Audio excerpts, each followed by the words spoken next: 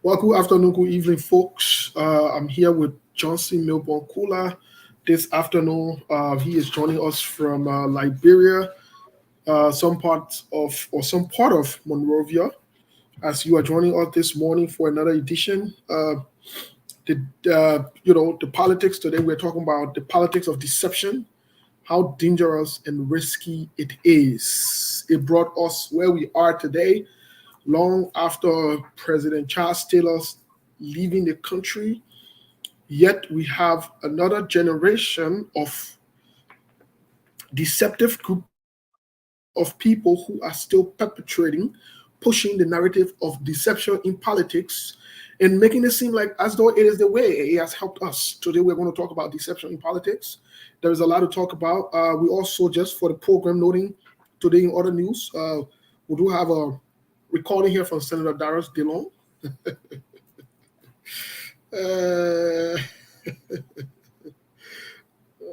well, today there's a lot of things we'll talk about. We have two short videos that we'll play. We also have a recording here from Senator Darius Dillon about the plot, what they did to the late child Walker Bronskin. Listen, the politics of deception, very, very dangerous, folks. But today is the 10th of September. Milborn, today we got 30 days to go because the 10th of October is the election. So 30 days to go. Yesterday I don't know if we used the word commemorate or revisited or talked about the death, the execution of President Samuel Doe. We talked about it yesterday. I know some people, we don't want to talk about it. We don't want to listen. Listen, let me tell you the truth. That part of our history, whether you like it or not. And that part of the choices that we made and the decisions that we made in our deception and hypocritical behavior. And today, even in that deception and hypocritical behavior, we are here today. Can you imagine, after 33 years, you guys are still supporting, propagating, and pushing people that participated into that crime? And I'm supposed to sit down and take it like a joke? What are you won't believe all? You don't want believe also. You won't follow also. You don't want follow also. You won't support also. You don't want support also. We will continue to say the truth until our own day come for us to leave this earth. That the only thing we bring to the table. Me, I bring nothing else to the table. And I bring money. And I bring lying. And I bring hypocritical behavior. I bring the truth and the facts. So we'll revisit these things. We know it is traumatizing, but we'll revisit them. But Milborn, really quick, let's hear from you there. Let's update really quick before we get to other news. Any updates? Thank you. Yes, as usual, Liberia.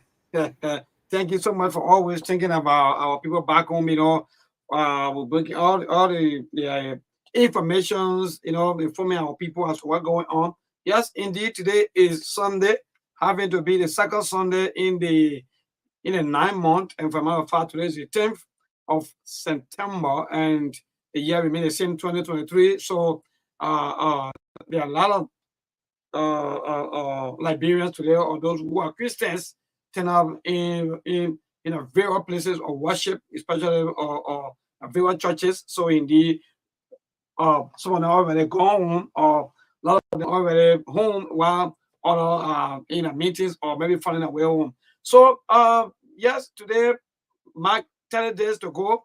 Indeed, you just get it right. We have less than a month now to go. Then we'll be all of the talking we're doing. Everything will come to at least an end. So all of our political activities is still ongoing. The campaign activities is still ongoing. Politicians are still campaigning, trying to convince the mind of the people to make sure that they are voted for come October 10th. So far so good, Steve. Nothing much happening today in Liberia apart from the Sunday, unusual Sunday worship service, and the politician the alleged Jehovah's Witness campaign from door to door. So far so good. These are things that are very observed on today. Apart from the Lone Star game that we are hearing that it will be played in Ghana. We are hearing that the Lone Star and Morocco game will be played anytime in this month in Ghana. So far so good. These are happening. So far, so good. These are happenings. Thank you so much, Milborn. As you join us, help us to share the show. Folks, we have tons of things to cover today. Like I said, we do have a recording from Senator Darius DeLong and about a plot to ensure that the late Charles Walker Bronskin did not. Can you imagine? The mayor was the front of the party. Something is wrong with our people. But let's get into other news really quick. I listened to the recording. I was gut wrenching, embarrassing. And these are things that they do. These are things that they do. These are things that they do. But folks, a lot of things, you haven't seen anything yet. And if you think that you will live this way that you have been living and expect anything to change in Liberia and expect anything to progress, you are wasting your time. You are either not in touch with history, reality, or you've deliberately refused to adhere to history and change the trajectory. How can the same people who killed Doe be the same people to want to come and say they want to take power? How? And you sit there. Look, we've told you over and over, and we'll continue to say it. Say what you may. Brand us however you like. It is your business. The truth is only hurting some of you. You can't stain our guts. And we will not stop saying the truth. As long as we live, we will continue. Even when we are dead, our words will still continue to resonate because some of these videos will be played for generations. They are kept in archives so that you can hear why you think up until today. Some people can still be looking for the prophecy that Wahani made long time ago. That prophetess, I'm just forgetting her name. You know, why you think Michael Francis, they can still be looking for his voice. You know, why you think people still quoting Martin Luther King and other serious-minded people who stood for what is right years after. Why you think we the Christians we even gravitate towards Mother Dukley? Thank you. Why you think we the Christians we even gravitate towards the word of Jesus Christ long time after he's gone, thousands and thousands of years ago? Because the truth never died. I don't care what you do, and you will in your life you will always look for the truth. You will always revert to the truth. That's how we are as humans. Even when you ignore it now. And that's where we stand. And we will continue to stand. Y'all want the country to change? Recycling is not changing. When you recycle, you're not changing. When you make excuses for people who have done wrong, people with shady characters, when you come around and the facts are brought up about things that people participated in, and you say we agree, and you wear a hat, we agree, you wear a scarf, we agree, you wear a t-shirt, we agree, it does not mean you are making change. You are only compromising what the truth is so that it can suit you temporarily. That's just what it is. And we're not going to sit down here and make jokes and laugh for anybody. So today we'll be bringing other news.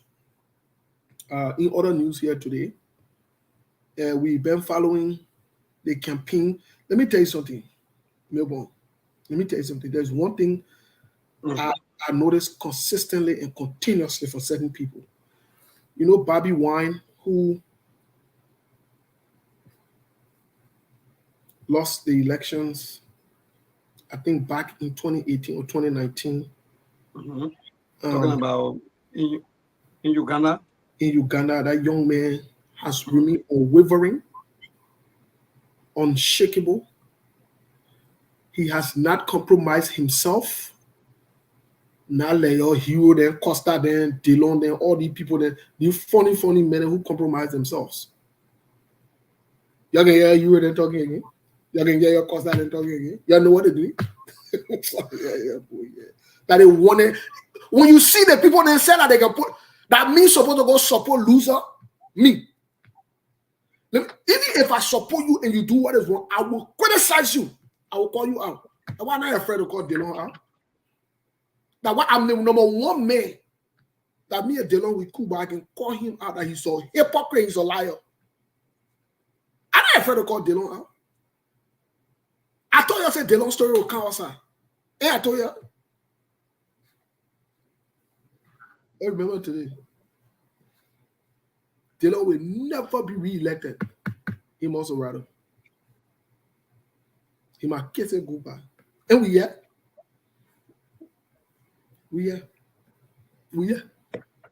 You know, the work to elect somebody, it can start long time.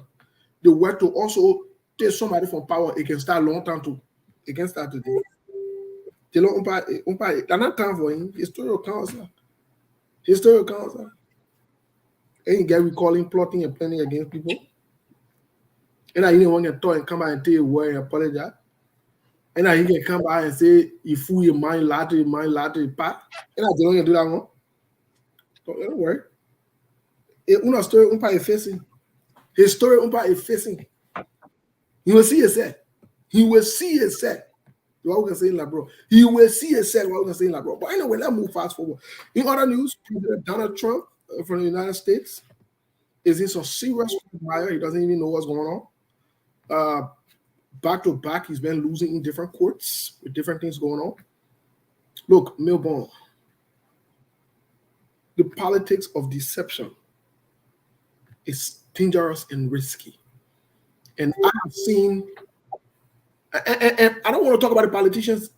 I don't want to, because I'll be bringing other people on that will be joining us in a little bit here for us to dive into some of these things and discuss some of the deception, some of the way we Liberians, we are deceptive by nature. And that's why when the politicians are ready to be deceitful and they are ready to play us, they don't even look behind. When they're ready for the masses to suffer, they don't look behind. Because you know why? The masses, they themselves have engaged, they have enabled, they have created the environment for deception. Imagine a political leader standing saying when they bring your own money, when they bring the money, you eat it, but you don't vote for them. Any political leader that said, I don't care who you are deceptive. And the person who is leading that particular comment that Joseph Boakai, who says that you won't do something that is right, you won't change. You say your people might go and go deceive politicians. Then when the politician they come and deceive them again, they men on the politician. That thing was stupid. You said that word against when the people bring them the Joseph money Boakai and United Party said in the miserable brokenness and lying deceptive behaviors, they have said encouraging the people to be corrupt. They're not only corrupt, but deceptive.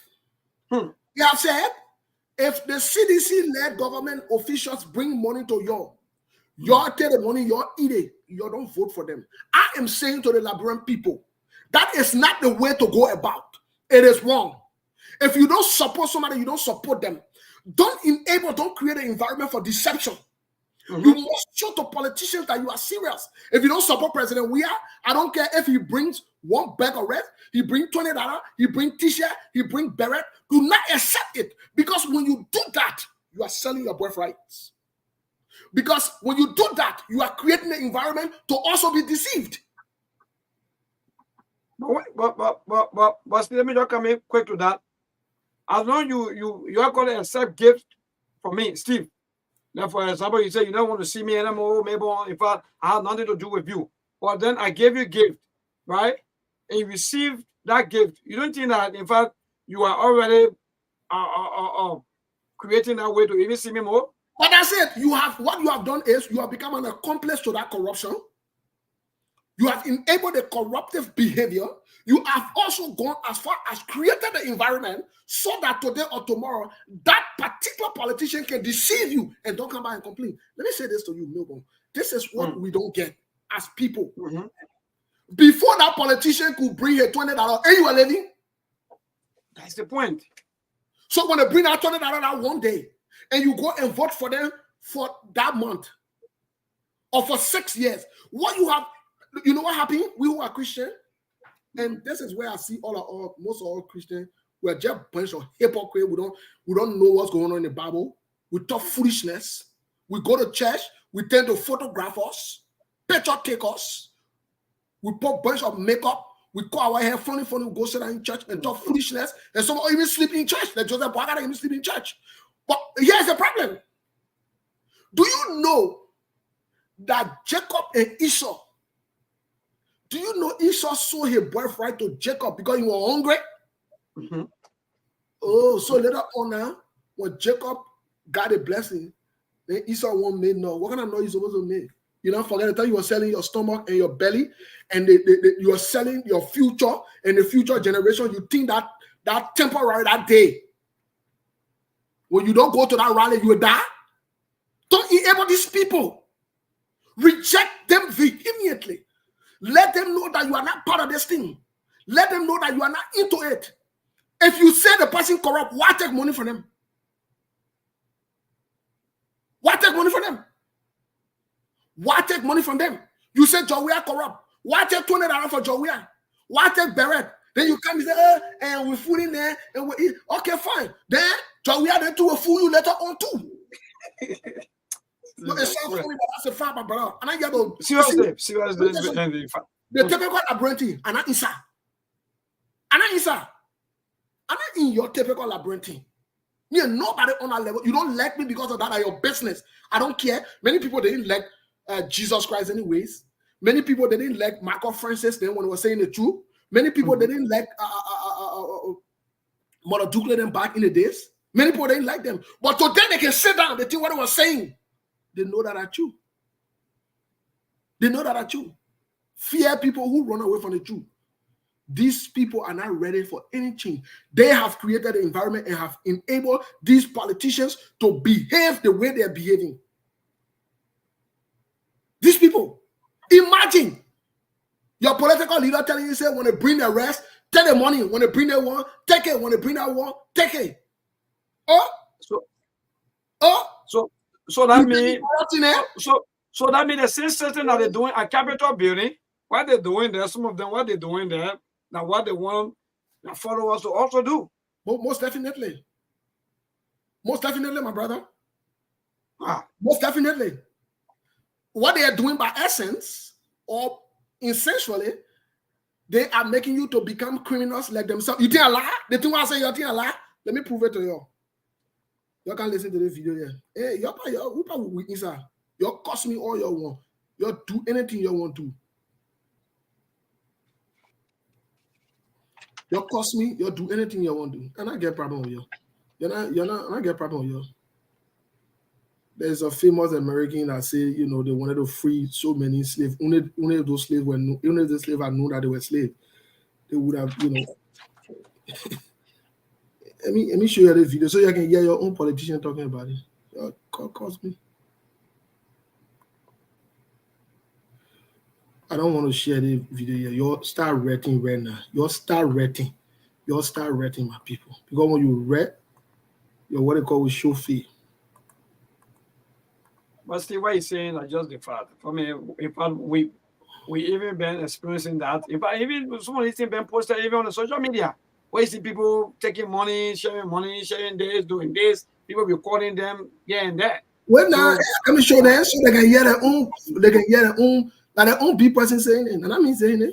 I'm not getting nothing against anybody. My life that I'm passing around making plow with people. Hey, yeah. You're listening to your people more. This is the vice president of the Republic of Liberia. You're listening to her. You're listening. You're listening. I'll open your eyes and your ears.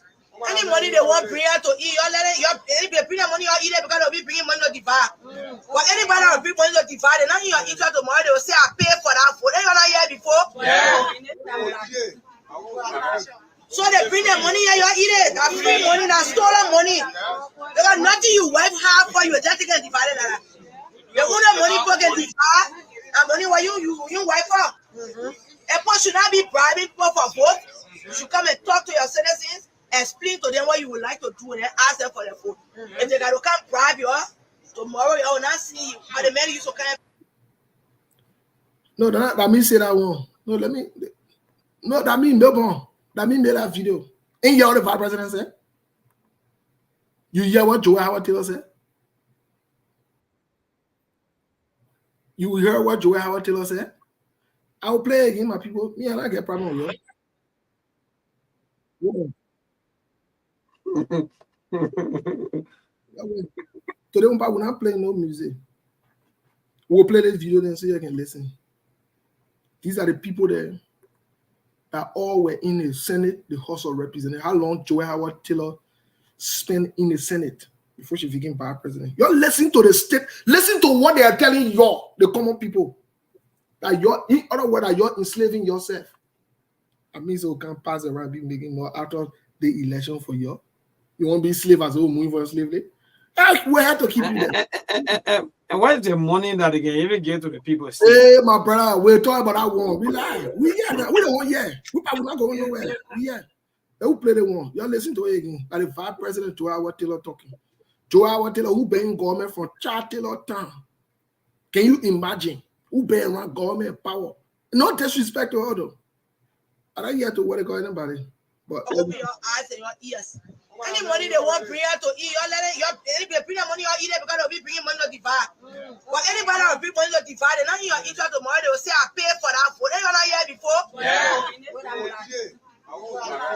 So they bring their money here, you eat it. That free money, that stolen money. They got nothing you wife have for you, just to get divided like that. You own the money for get divide, that money what you wife for. People should not be bribing people for vote. You should come and talk to your citizens, explain to them what you would like to do, and then ask them for their vote. If they gotta come bribe you, tomorrow you will not see you. But the man you so kind of. My people, I leave it there. I leave that one there. Y'all heard the vice president is saying, y'all be taking shit. Let your political leader tell you go there, you take the money when they bribe you. Let me tell you something. The Joel Howard Taylor, the Joe Weir, the Joseph Boakai, they are all bunch of crooks and enabling criminality in our country day after. I don't want to say it. Day after day. They mean no good for that country, including the Jeremiah Kun. They have used the system against you. The thing why you're joking with in our country, and y'all say y'all want to move forward. Y'all want your children and life to change. Y'all want to change. Hey, they were praying God for you to elect them. They were praying for you to elect them. So you and your children can suffer again for another 6 years. I'm praying for you to elect them. Me, I'm praying. You elect them. You elect Joseph Boakai. You elect Joria. You elect Jeremiah Kun. And you elect what he need. What need Joel Howard Taylor. You say Allah. The thing I say, you say a lot again, that Joseph Boakai, Joe Weir, and what her name, Joel Howard Taylor have not been around government for the past maybe 18 years or more. I can show it to you right now on picture and in music that they have been around. They understand the system, how to exploit your. Let me tell you the poor people. Let me tell you my old man and my papa and my who been suffering from challenging time. You have not gotten anything. Let me tell you, I'm not yet to go behind the hall and discuss it with nobody. Let me tell you, these people that you see, they don't mean no good for you. They could care less about you. They could care less about you. To the people in Grand Gillette, let me say it to you today. The Grand Gillettes are the first group of people that brought the indigenous people to power ever in the history of Liberia. The first indigenous man to be president was from Grand Gillette. Y'all sat on that job, we are lied to y'all and said, because of what God did for him, when he became president, he was going to do this, he was going to do this, he was going to do that. So we are not doing for you. And told daughter over there, he was playing around, like he was coming to Joazo Lee, a Jamaican woman, he can marry $2. Something wrong with you. You don't see all that one. I see you passing around, wasting your time with Joria and Joseph Boakai. Like you also will be discussing Joria and Joseph Boakai business again. Swear not behind the people from Grand Gillette. No, swear not behind the people from Grand Gillette. In fact, the people from Grand Gillette are good people. They are intelligent people. I'm saying it here today. They are one of the good people. You stop allowing these people to use you. Your vote against Jawia, vote against Joseph Boakai. The reason for that, Jawia lied to you. Jawia lied to the poor Grenjide. Bigly, he lied to the poor Grenjide. And I told you, I said, me, I support Jawia when it comes to social level. When it comes to chilling business, and I say I support him. When I to go look for woman and thing, I support Jawia, and I say, I support him, my boy. I not get problem in that department. The department where I get problem with Jawia, that the department where to lead people. He's not able to do it. He's not able to job. He's not a professional. He's not a professional. Jawia will never be a professional until he dies. Jawia is only professional football player. And he retired from that department. What thing there again? The only thing that they're chilling. I'm calling on the grandchildren. You all fought against Jawia and Joseph Human Braga. And Joseph Human Braga, look at you. The man who killed Prince Johnson. And I the one you go take Jeremiah Kun, that Boyo, and Ledley Boyo man. And I want to bring behind the 5%. And we sitting down here. Y'all sit down. Y'all sit down. Y'all eat the breadcrumbs. Y'all will eat the breadcrumbs. Y'all will eat the breadcrumbs. Y'all sit down. Y'all sit down there. Y'all don't align yourself. Y'all don't pull yourself together. Y'all sit down. Y'all be following Jawia. Look, it is so sad to the point that at this stage of our lives as a nation, we are discussing Jawia and Joseph Boakai as an option to lead the country. Huh? Are we serious? We are serious people. And guess what they are doing? The Jawia and the Joseph Boakai are doing the same 6 and 7. You know what they worry about? Right in Monrovia there, deceiving the people and lying to the people. And talking about they get numbers right in Monrovia. What on the other end? I'm seeing other people, Cummins and other people, they are going door to door, meeting the people, county to county, reaching out to the people, to the common people, to our Oma, our Papa, and telling them about what's going on. And you're saying that there. You're saying that. Y'all can join the bandwagons. Y'all let it be packing your inside a truck and carrying your for temporary rally, then they drive your back. That's why you're good for. That's why you're good for. That's how they see you. How you say yourself? How you bring yourself? How they supposed to see you now? How else they will see you? How else they supposed to see you? You not attach value to your life. How else they supposed to see you? And let's be honest. How else are they supposed to see you? So where we are today, where we are at this point, folks, it's up to you. If you want your children, because some of you, your children are still young, they see you coming and bringing chalk and they packing you inside with beret and red shirt. That your life there? That your life? That your life? And these people who packing you in truck with beret and sardine, they come out, they drop you off, they are done with you until they need you again to go vote the next day. This is exactly what they are doing to you. And you say, God can save you. God ain't coming. God is not in the business of hanging out with stupid and foolish people who want to make stupid and foolish decisions. That's time for us to wake up. These politicians, they take us to be fools. These politicians, they have played us. And let me tell you the truth. Let me tell you the truth. That the same politician, they're not changed it. You not believe it? Let me show you the. I will come to the Blackburn people and say, but let me deal with the politician and first. We'll bring 1 or 2 people on to join us in a little bit. I'll send a link out to 1 or 2 people. I know Lofas will be joining us. I will get hold of him. I want you to look at this video, this music. I want you to listen to this music. I want you to see the people there who own this song. This song was created around 2004, 2005. I want you to see it during the election or before the election. George Putin. Now listen.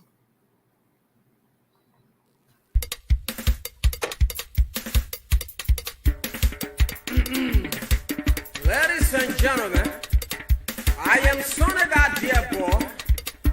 I'm glad with the great opportunity given me to introduce to you your president.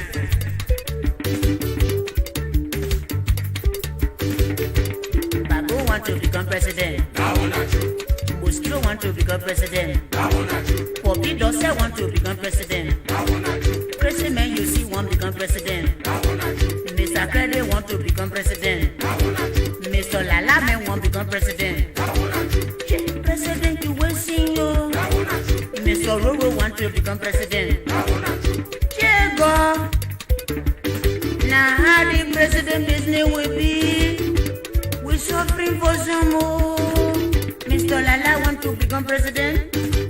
President you see want to become president. Mr. John President. It can't be one angry. Let me tell you something. When they want to become president with Lala, they will come and say, as the president of the Republic of Liberia, I thank you people for introducing me as the president. Power invests in me as the president of the Republic of Liberia. I want to make sure I will bring the rest price down.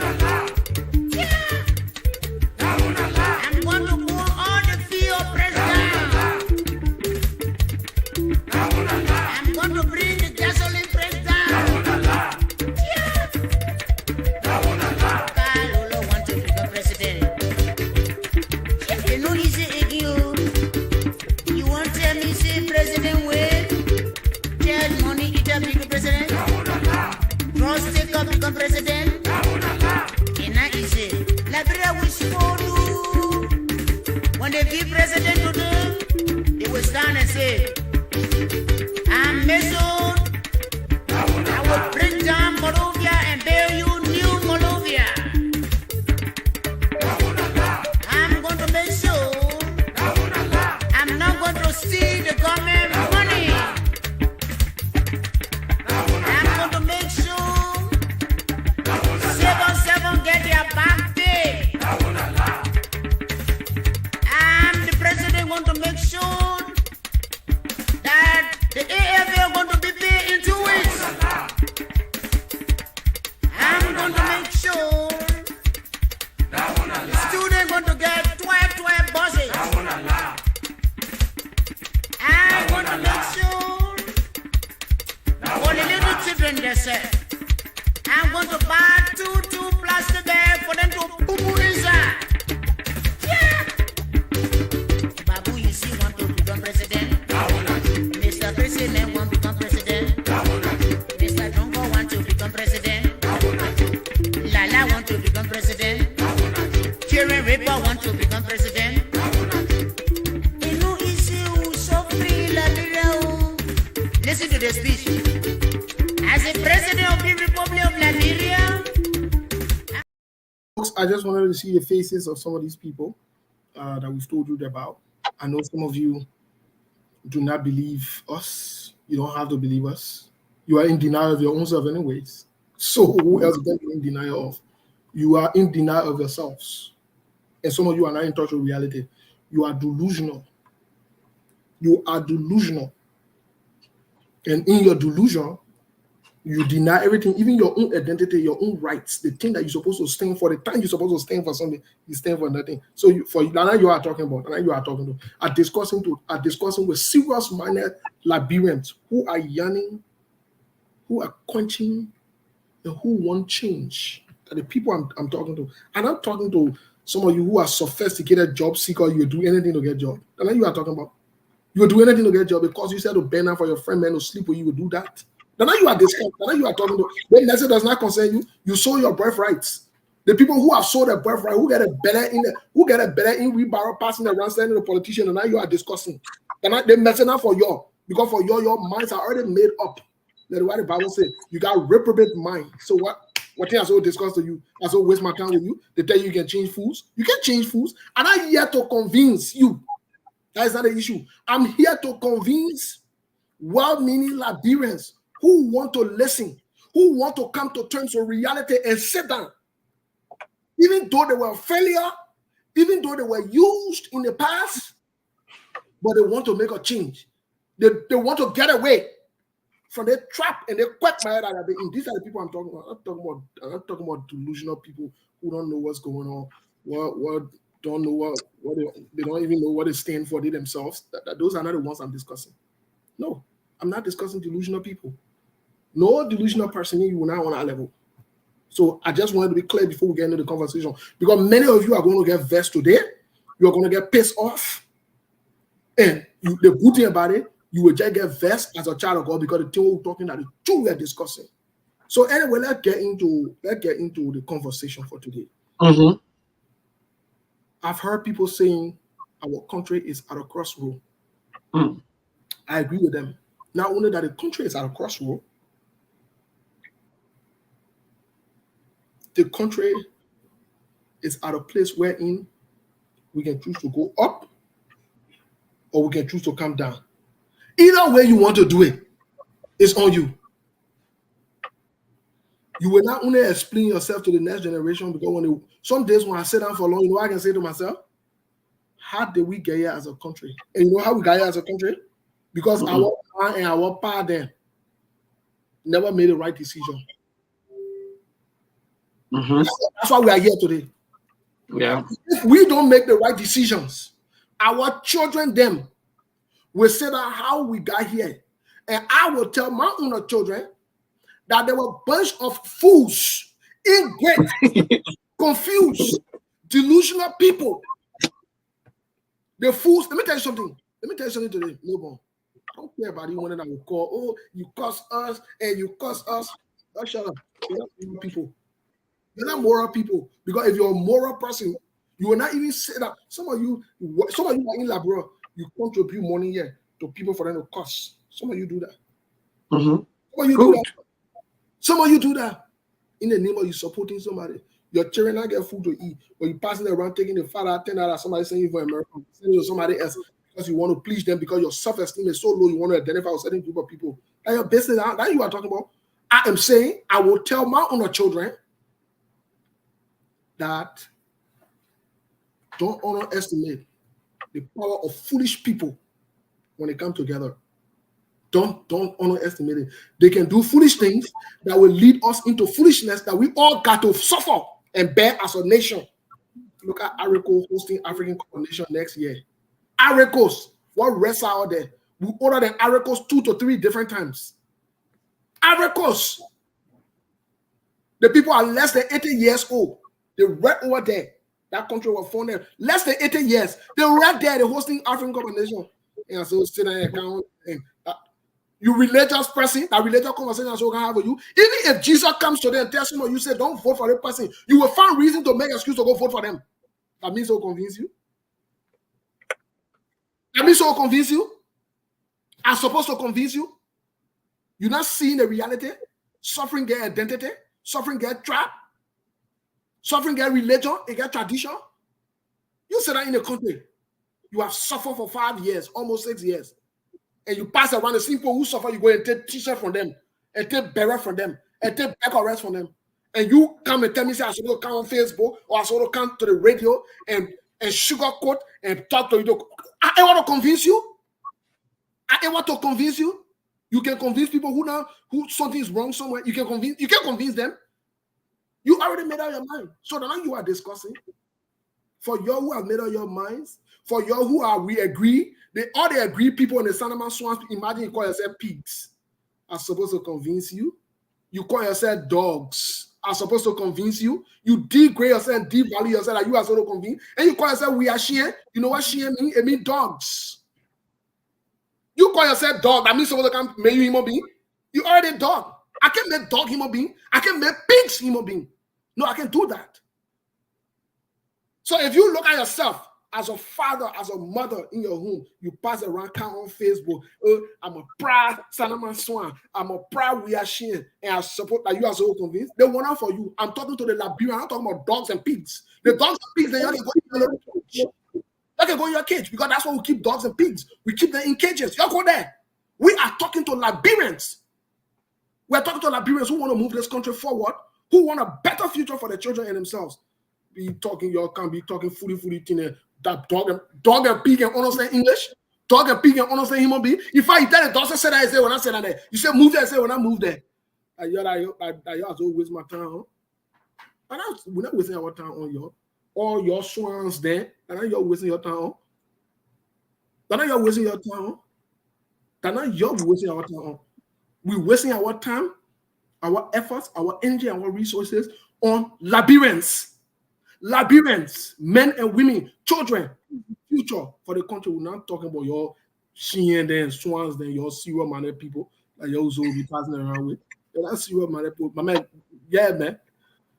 Yeah, man. Yeah. You know, Steve, on a very serious note, I know how you feel. In fact, you know, like I was telling someone one time, I said, Liberia problem is Liberians, right? Why are we keep going back to these politicians, backing them here and there, when we can make our own money, when we can develop our communities? So someone asked me about how, maybe I said about, like for example, you live in a small community, right? That have maybe about 100 plus, maybe horses. If you collect $50 per room, you can develop your own community. Then maybe waiting for politicians to come and give you money. So in so doing, you'll be selling yourself to the politician, and they will always suffer you, or they will always buy your vote. And while they and their children will be enjoying what you will keep suffering. Look at this. Look at this. Look at this. Just look at this. My people, y'all look at this. Y'all listen to this. Look at this and listen to this. Look at this and listen to this. Look at this and listen to this. Look at this. Look at this.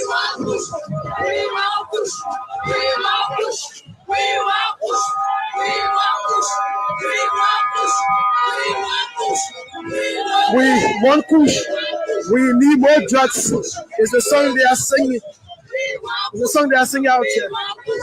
And another woman within this group, we want kush. That's the song they are singing out here.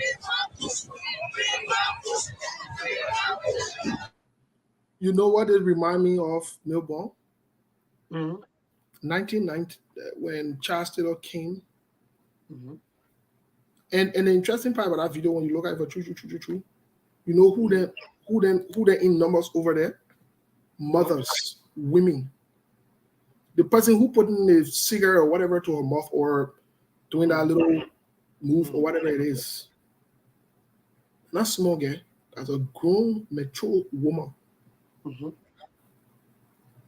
Or grown, I say if that 18-year-old, 17-year-old can say that when I see leverage and I experience like, but a grown woman. If that first-time voter, at least you can say yes. That mother, that woman leading that charge. We need to understand this. That woman leading that charge. Women who born their children. With a minute, you can pregnant somebody today, you decide to walk away, they will not do nothing. Like you carry the pregnancy.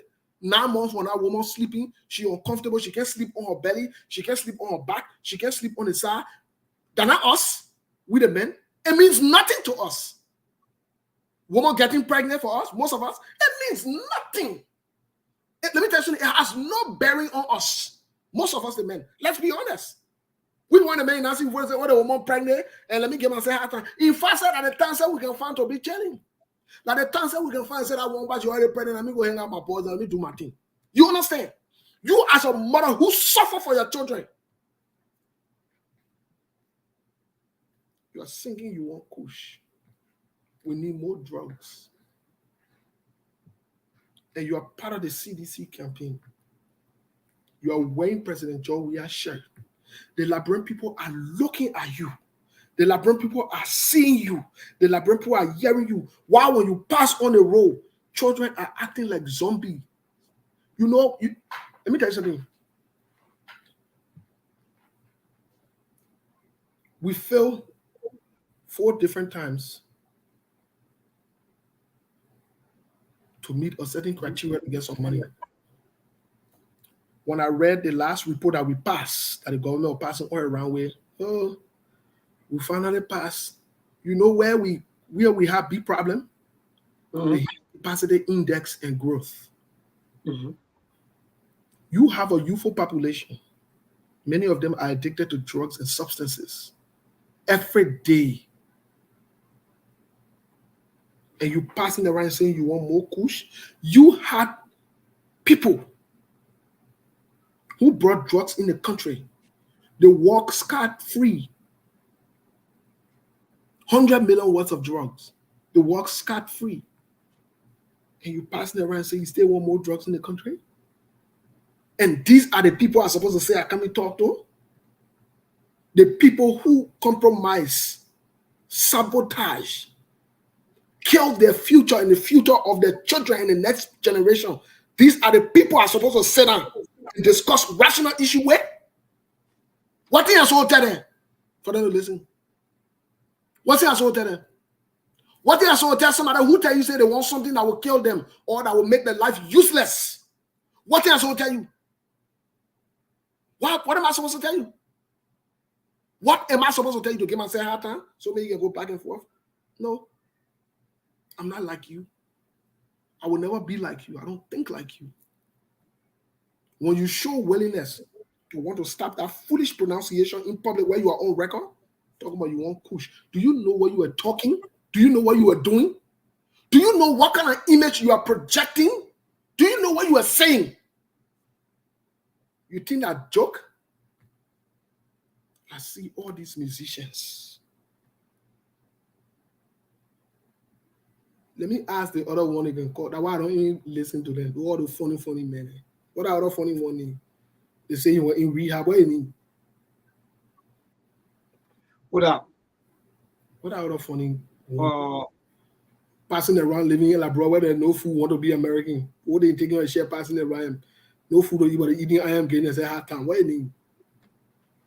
Yeah.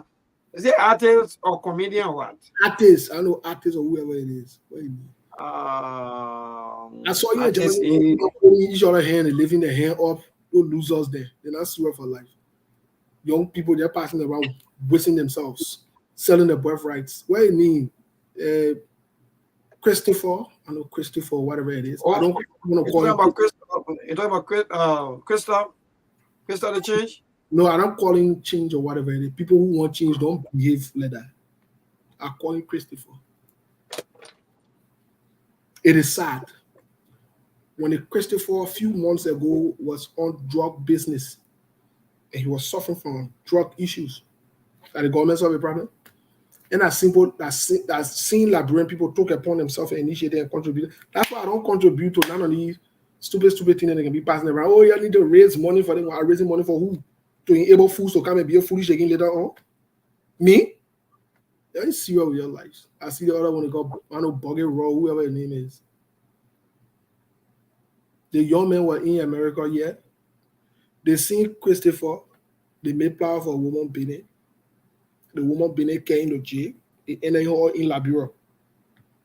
For him to put himself together and put his life together. He think he's small boy. You know what I'm saying? When a boy even taking her away, you know, hey boy, show you. Let me passing around, let Jonathan continue to live over here. And passing around and trying to fool our people with popularity, contesting. Because your favorite musician, let me tell the Liberian people, and that music you can eat to your home. And that music you can use for your children's school fee. We now see Google musician there. More than no fully never want to be talking, cussing each other. You don't settle for no popular musician or whatever it is. You don't settle for them. All that thing what they do, the musician and say, they just sold their birthright. Where they going? Where they going? Where they going? You musician. Please don't get me wrong. It is your right to identify with a political party. It is your right. But to make it look like you want to convince people to use this, it's troubling. I would like to applaud Joshua Mayton Blythe, General Bodneke. I want to applaud him. I want to show him respect. The reason I want to show him respect, he one of the men of God. I finally came out. And my friend Canvi Adam, I want to applaud two of them. It's good for you as a religious person to pick a side. There is nothing wrong with it. The other men of God who are hypocrites, who are saying that they're not in politics. but they're praying for men, they're praying for pastor, they're praying for corrupt politician and putting oil on their head. Your friend and I open the door, yeah? General Board nigga, I decided that you support Joseph Human Puaka. It ain't no wala. It ain't no wala. So you see how the former killers and rebels are forming themselves and are ganging themselves up. And right in your faces. We told you, you want something different? Anything that has to do with Jowia, anything that has to do with Joseph Boakai, run away from it. They know nothing they themselves. The only thing they know is to enable, enhance, and promote these kind of people who know nothing about doing what is right.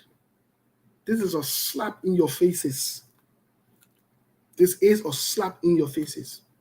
The country, yes, Magnus, I agree with you. Our country needs help.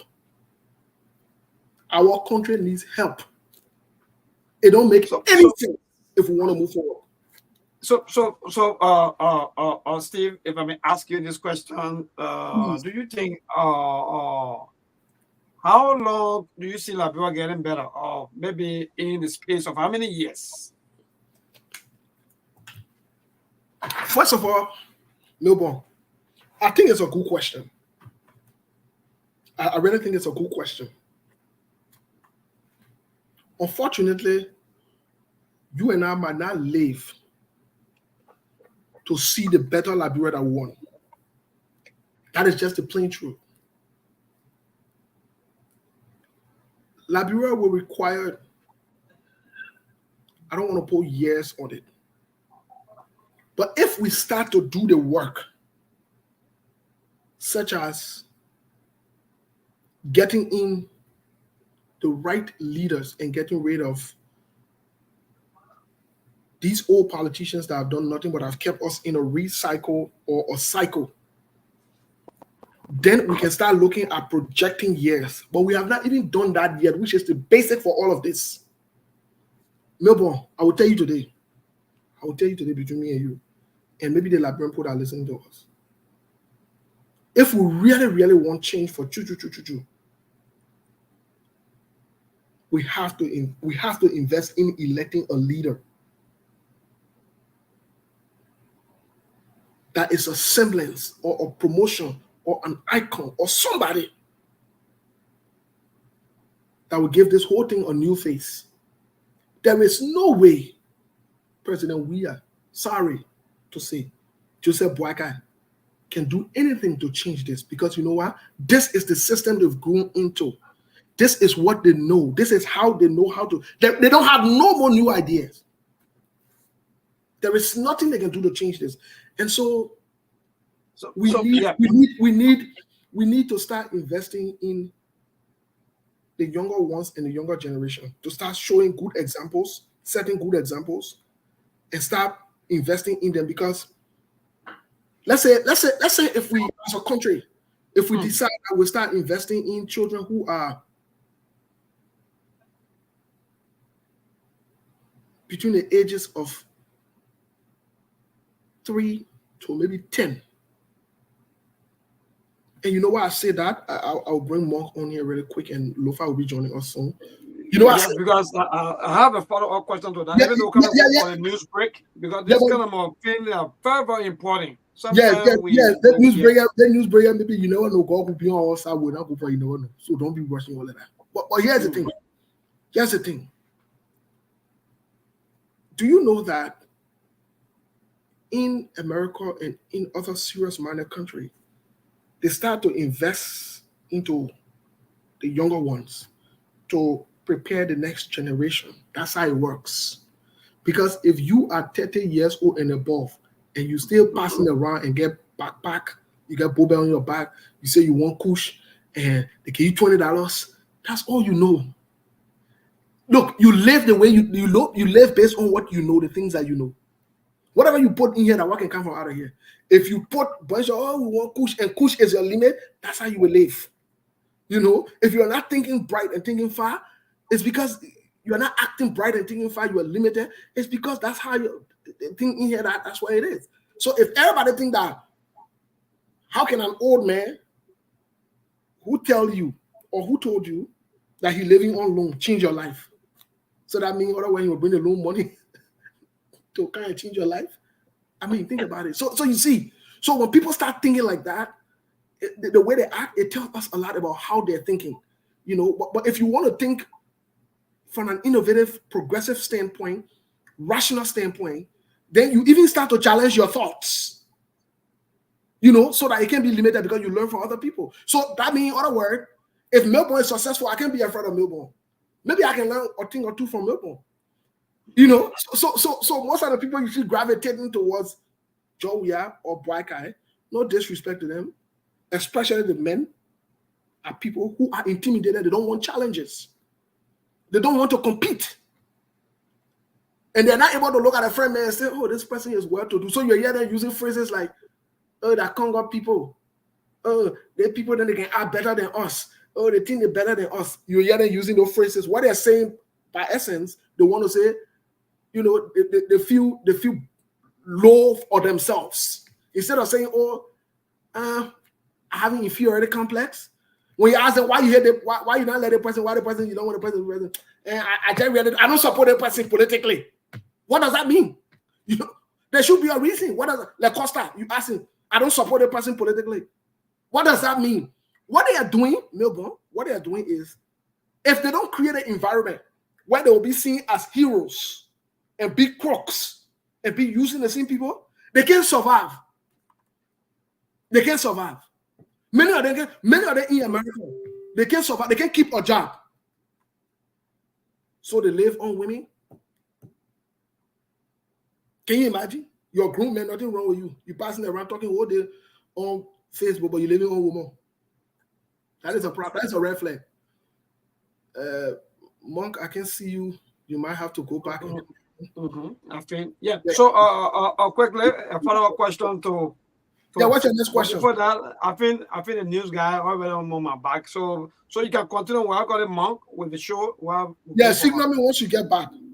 All right.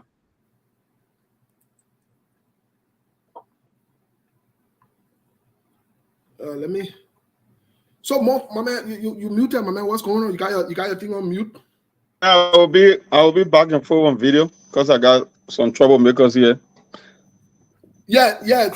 You know, I'll bring Lofa in here in just a little bit when we get back. But I just wanted to ask you some numerical questions because we're, you know, sometimes I don't like to gauge into the psychological part of this thing because there are a lot of psychological things that are happening that are not necessarily at this stage of the country, and the people, they will not be able to process it even if I were to say it here. Some of them would think that I'm being disrespectful, I'm looking down and insulting them. But truly speaking, we are not at that place as a country. We are not where we got to think and process things. You know, we are just not. Sorry to say, no disrespect to anyone. You know, but I want us to look at the numerical aspect of it, of this whole thing. I'm hearing that while CDC and United Party are in Monserrado making noise about, you know, rallies and numbers and quote unquote, they're just opening the campaign and they're coming outside, but they've been outside all this while though. They have been outside all this while. So to tell you that something not right for you, you've been outside all the time, but you say you're coming outside now. Okay, that's aside the point. Cummings, CPP, Tiawan Gongwe, other people are canvassing and moving the campaign strategically to, you know, do. What do you say from a numerical standpoint, from a man who, you know, do the normal thing? What do you say? No, the people who are trying to make the big rallies, they are doing it for a reason. They're looking at the emotional aspect because they believe when people get a sense that this guy is going to win, they will just gravitate to them naturally. That's what they're trying to do. So you will see CDC saying, oh, we can win the thing in first round. United Party too, they want to put all these big rallies. But there is a downside to it as well, especially in Monserrado County. Monserrado County is 1/3 of all the voters. So you want to make your case in Monserrado County. But the reason why I don't buy into that strategy, for me, I always say election are decided in the last 2 weeks everywhere in the world. The last 2 to 3 weeks, the most. That's when people who were considered to be on the sideline would come and make their choice, and they would pick a candidate. The thing here is, Montserrado County is accessible, whether it's social media strategy, whether it's radio or TV or whatsoever. It's accessible by road condition. So if I were in that race, I would not play heavily in Montserrado County, but I would close heavily in Montserrado County. But like I said, it's more of a popularity contest than logic. Logic does not work in politics, so that's why the both parties are fighting for, in order to make this thing like a two-horse race. Like I said, they want to make it a two-horse race because Unity Party and CDC fancy are changing against each other. Unity Party believe we didn't give you the result you wanted, but Georgia is worse than us. He's more of a risk than Unity Party. So if it's a safe bet, then you will want to go to Unity Party. And CDC is saying, you know what? You gave Unity Party 12 years. It was because of Unity Party that you got me, George Weah. So if you want to replace me, Unity Party cannot be the one to replace me. That's the argument right there. So like you said, the people who are going outside to make these Jehovah's Witness style kind of a campaign, I think that's a smart strategy, because in the end, it's a popular vote. We don't have electoral college in Liberia. We have popular vote system. The more exposure you got, the more hands you shake, the more interaction, the more vote. Because in the case of Liberia, you cannot tell who is who. People go to the big rallies. Yeah, it's a big show. The optics look good. But at the end of the day, in terms of real number, how do you quantify those numbers? There will be sedition. I mean, especially when young people don't have a job, people all over the place. Anybody can just go to a rally for entertainment purposes. But if you were going to the trenches, meeting people at the district, at the town level, going in villages, trust me, it will pay more dividend. It might not look like you're doing something great, but in the end, it will pay more dividend than the big rally.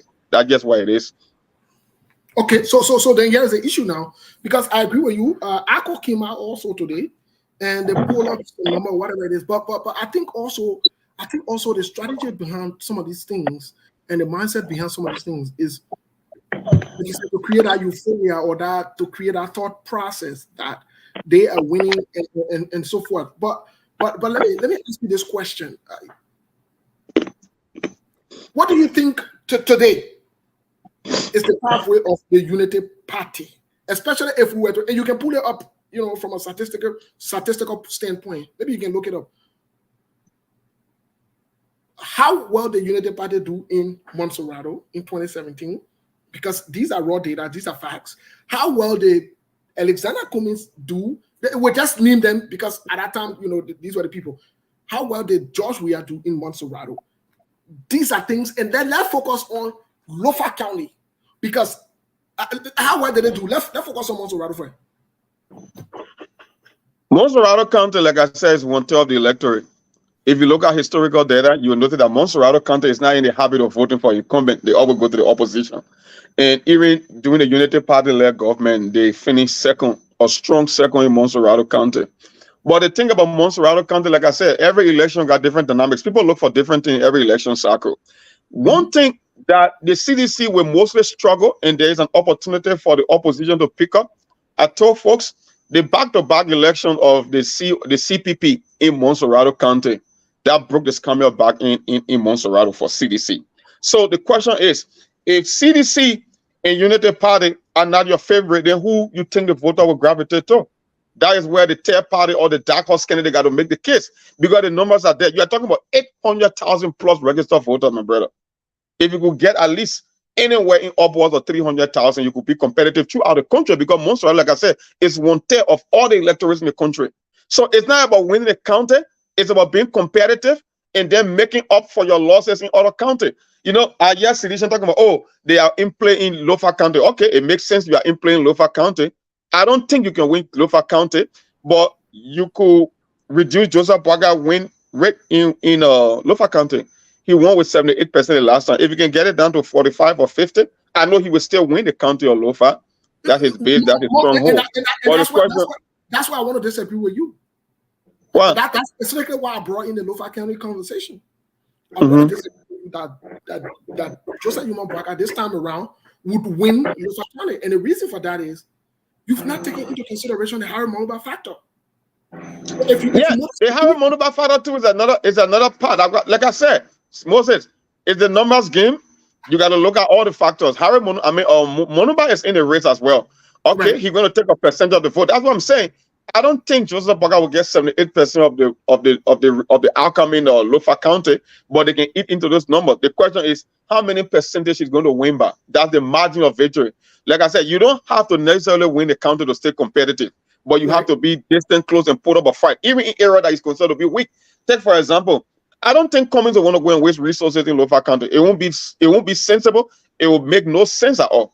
Even in places like I said, take for example, he want to be a little bit competitive because of the number of votes in Nimba as compared to Lofa.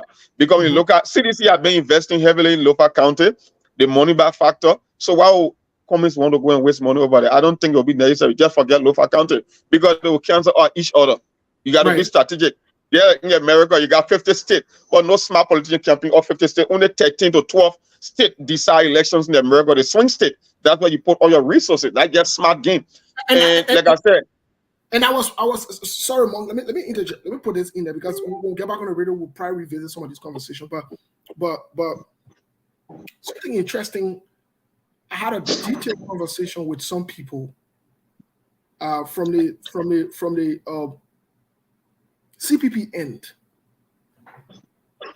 You know, some of the people who are leading the strategy, the numbers and things.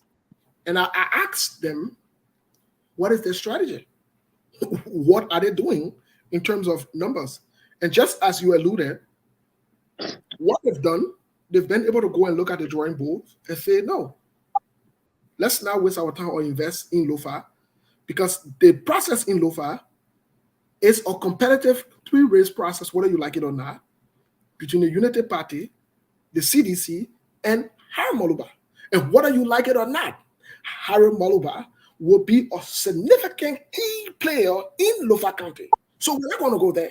So what they are focusing on are other counties, like you said, that they feel that they will be competitive, such as Bon County, Nima County, the Southeast, the Bassa Belt, and Montserrat, where they're investing. So here's my question to you, Monk. Here's my question to you. Amidst everything that is happening, amidst everything that is going on, do you think the CPP has a chance to get into the second round from a numerical value standpoint? I'm not talking about the thing where they're passing around trying to make themselves feel good. That one I'm not focused on it. That, for me, that's distraction. Moses, in elections or in data science, the reason people get something called historical data, that's the reason to get a clue as to what to do. When you conduct polling and you look at numbers and you crunch the number, it's not necessarily that you're going to get a vote. It just tells you what you need to do and how you need to strategize to get the numbers. If you look at, we don't like to play tribal politics, but unfortunately, people will vote on tribal lines than religious lines like brain politics, right? That's why I keep saying, if Cummings is going to do any better in this election, maybe it will be because of the Charlie Bronsky factor. Because, like, the Basel Bill, and I believe Charlie Bronsky will do better than her father. That's just what I feel. I don't know if it's a proven fact. It's yet to be seen, but that's what I believe based on what I'm saying. Because first of all, she's a young woman. Two, she can relate to the younger voters, and the fact that she's a female. And I said the distribution between male and female voters are almost evenly distributed, like 49 to 51%, maybe only 1 or 2 percentage point different. So the candidates, how many candidates got female in a ticket? I think only George Weah, but he's an incumbent now. Everybody's mad with George Weah. So most likely Charlie Bronsky will benefit from the female factor. And the second group of people, I talk about the younger voters between the ages of 30 to 35 or below. And the most important demographic of voters were the people that sat out in 2017, the people that neither Wanda Weah or Joseph Boakai, because they alone could have decided the election, but why? They sat home. It was 4 out of every 10 voters that sat home in 2017. If you can appeal to just half of that numbers, trust me, then you're into round number 2. Just 50% of the people that sat home, if you can get their vote in 2020, 2023, you are in a good spot. So you are saying apart from the numbers that they've already accumulated so far, or apart from the voters that they've already.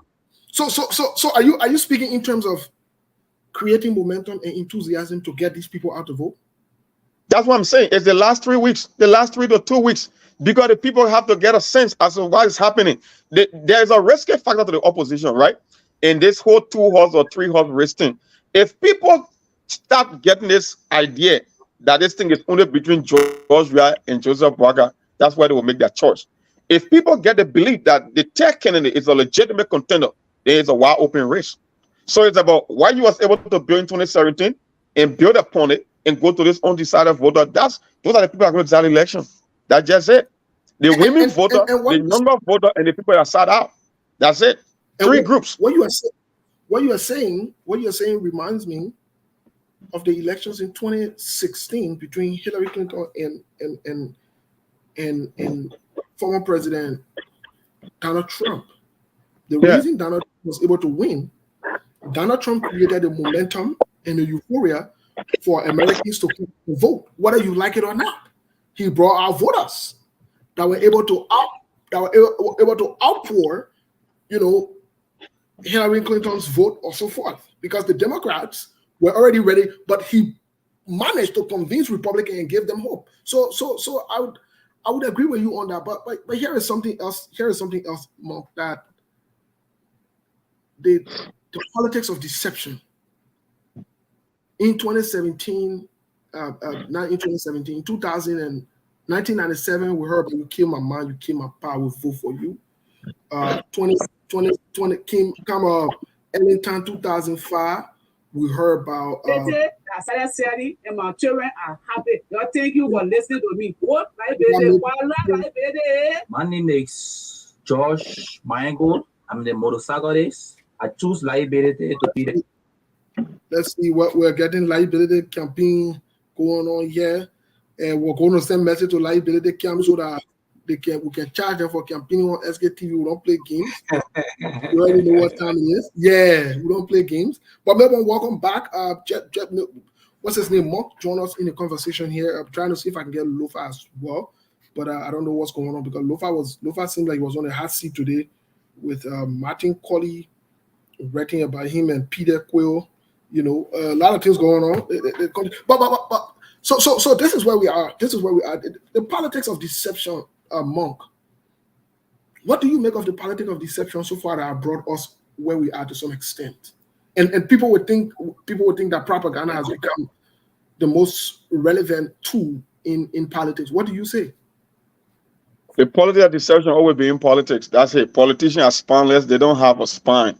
They appeal to voters. They test the pulse of the voter and give them things that they want to hear. That's just what it is. Even in America, that's how people operate here. So until the people can change the way how they vote, politicians will play to their emotion. That's just why it is. So whether you want to call it deception, some of them will call it fair game because that's the nature of politics. That's just how it works. Why would you want to change something that is not broken? If you're working the past, you will keep doing the same old thing until our people can make a tough choice. You see, life is tough. And in order to make progress, you have to make changes. But human being hit, you are psychology, you into social sciences, you know why it is. People will prefer that they want change, but it's a hard thing because change is uncertainty, and people love to be in cahoots with the familiar past. So not too often you will see a lot of people making changes in life. So politicians understand that fact. If they know that the message is resonating, the policy of deception, where 1 minute you switch from the CDC to the Unity Party side when you feel that it's expedient and it's been working before, it's been giving them power in political offices, trust me, they will stick with that system. They ain't going to change it.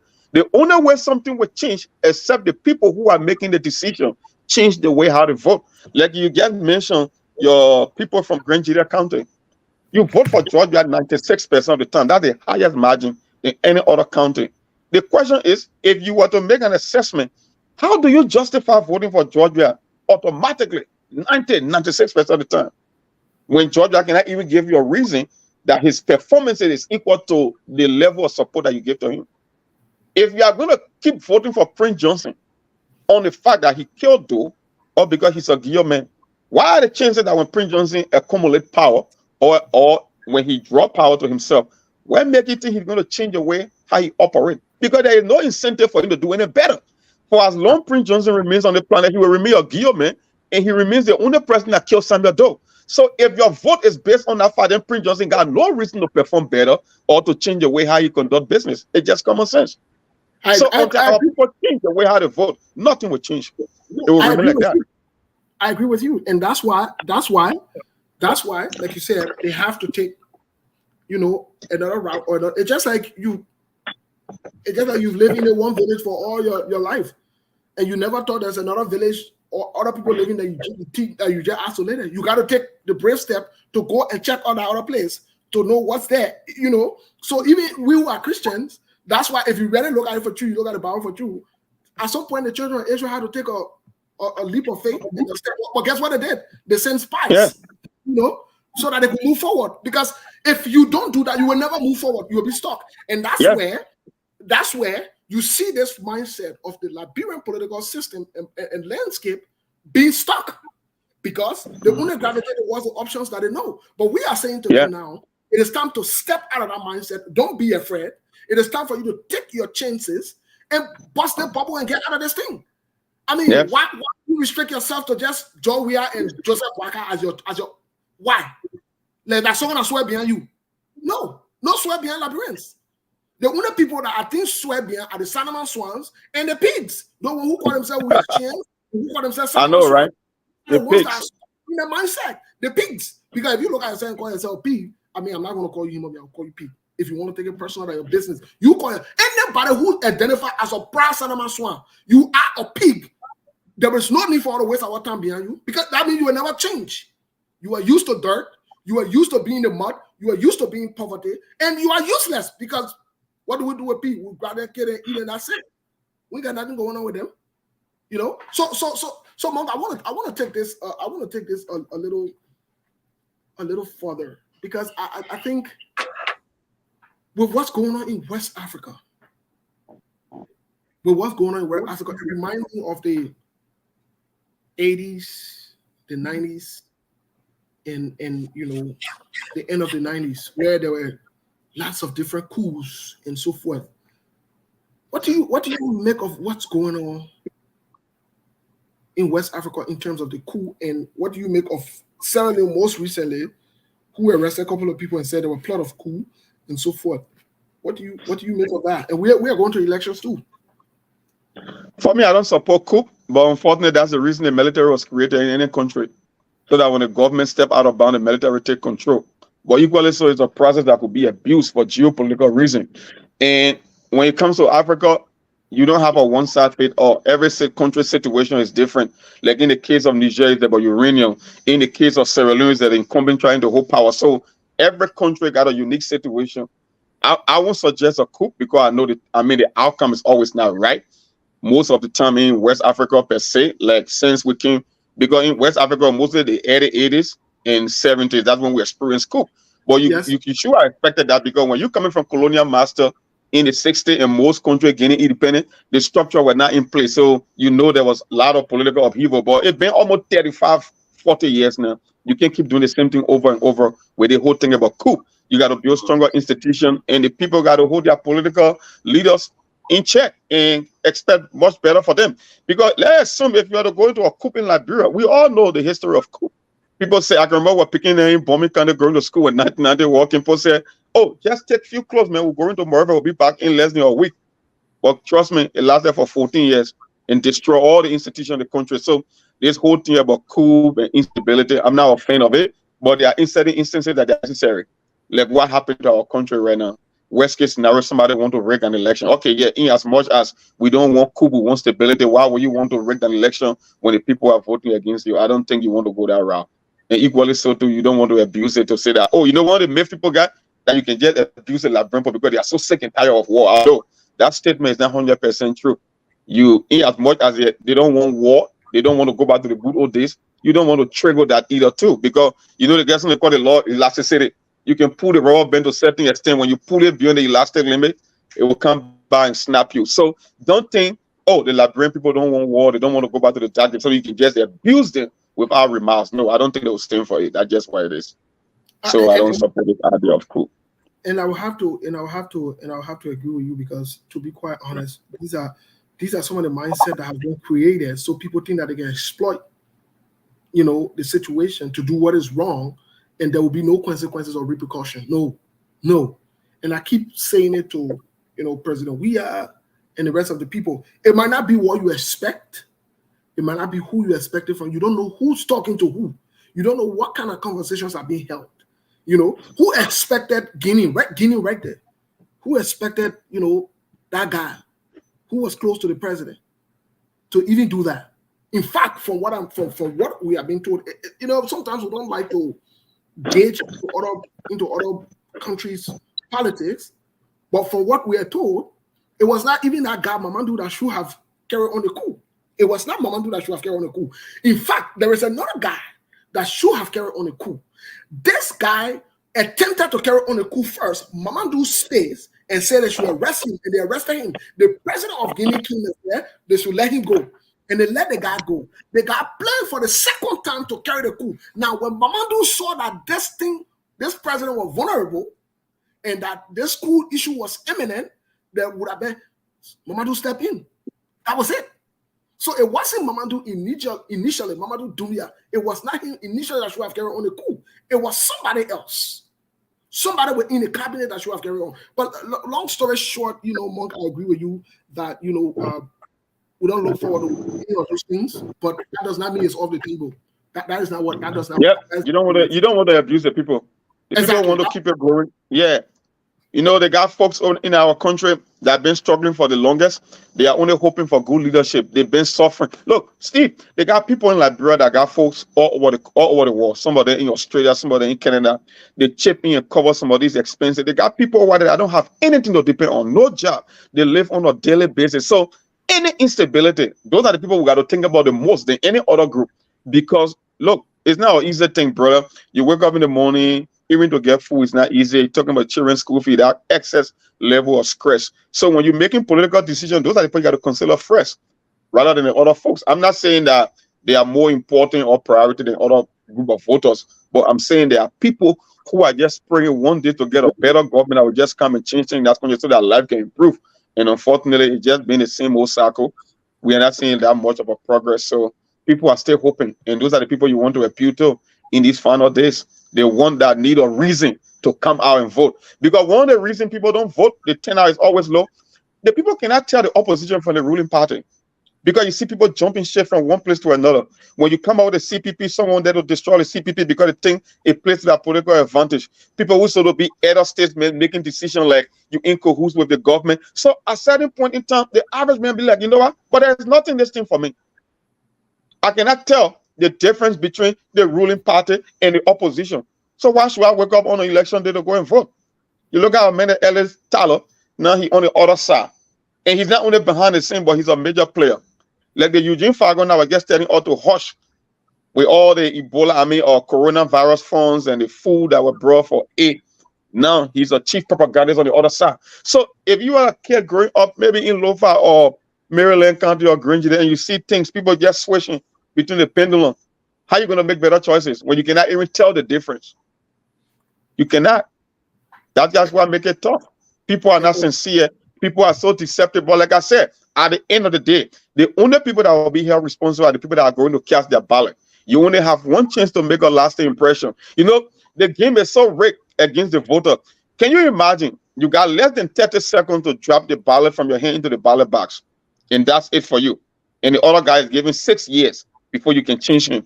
You do the math. You got 30 seconds and one guy got 6 years of your life. So make that choice. Most of the time our people pretend when we tell them, one guy called me the last time, he said, Mom, I see you doing Facebook Live this day. I said, brother, the only reason I'm doing it because we are in crunch time. Some of us need to be on the record. We can't be behind the scene. We got to come and lend our voices and tell our people. When you are voting right in Liberia, you are not doing people in the diaspora any favor. No. That's why most of them think. They believe that they are doing people favor. When we tell them, oh, do this. Look, let me tell you something. We in the diaspora, we were never born with extra brain. The only difference is we in a society where you are given opportunity. You can advance yourself. You got social mobility. You can move yourself if you want to. The thing is, one thing I tell them, we are experiencing 40 years inflation. Things are getting much tougher here. $100 cannot even shop. It can't even afford a grocery shopping cart. People have been squeezed here economically.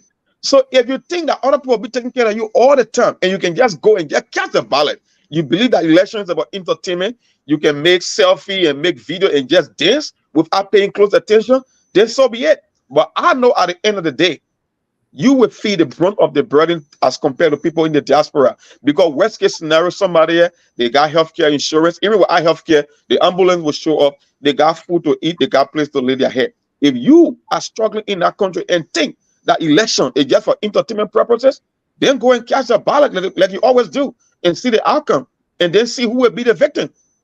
It's their choice to make. And we will keep saying it all the time. And speaking of speaking of deception, and like you said, these people deliberately confuse the Liberian people, and that's why we are saying that both the CDC and the Unity Party are now oppositions. They have led to everything that have destroyed this country. Let me quickly read you the headline here for tomorrow, the newspaper, from the front page Africa. Look at this concerning, disturbing thing. Look at what it says. RIA chief of security in drug deal. How and on here they're saying that armed forces of Liberia intercept a minibus smuggling out suspected narcotics directly from RIA tarmac through an unauthorized gate. Several under investigation. And guess who I'm seeing here on a picture or whatever it is? One Sam guy that used to be in Philadelphia, one short guy, they call him Sam, used to be passing around here talking about CDC. Look. These people are not ready to do what is right for the Liberian people. CDC and Unity Party need to go. They can never be the solution for Liberia. They can never change the trajectory of Liberia. No, they cannot. Because the people who are the heads are people who are part of the system. Sam Livingstone. Thank you, Emmerich. That's Sam Livingstone. Disgracefully. That crook from Philadelphia. Sam Livingstone. That one you tell you put in government because he passed around talk fooling on Facebook. Are you serious? And you're saying that we should be the country so move forward? That same Livingstone used to be in Philadelphia there, talking foolishness 24/7. Get huge credibility problem. That I wanted your take. You say that you go. But anyway, listen to the other jokes. Listen to the other jokes. Y'all listen to the one, my people. Let me play the video clip here really quick. Y'all listen to these people to tell you that you have to. This is Bear Ball, Daniel Sano, and Clark Tume, who Darius Delon and normally uses all of the time to create problem within the debate. Okay? Y'all listen to them. Has no innovation to effect where they a street performance of the national stage. Let me give the difference between Joseph Boakai, just another vice president, and another vice president, only vice president, and Councillor Bromsky. In the space of 2 years, Councillor Bromsky as pro tem was able to ensure that the non-business Liberianization policy were increased from 12 to 26. And Councillor Bromsky is statement accused the vice president of not supporting the Liberianization policy.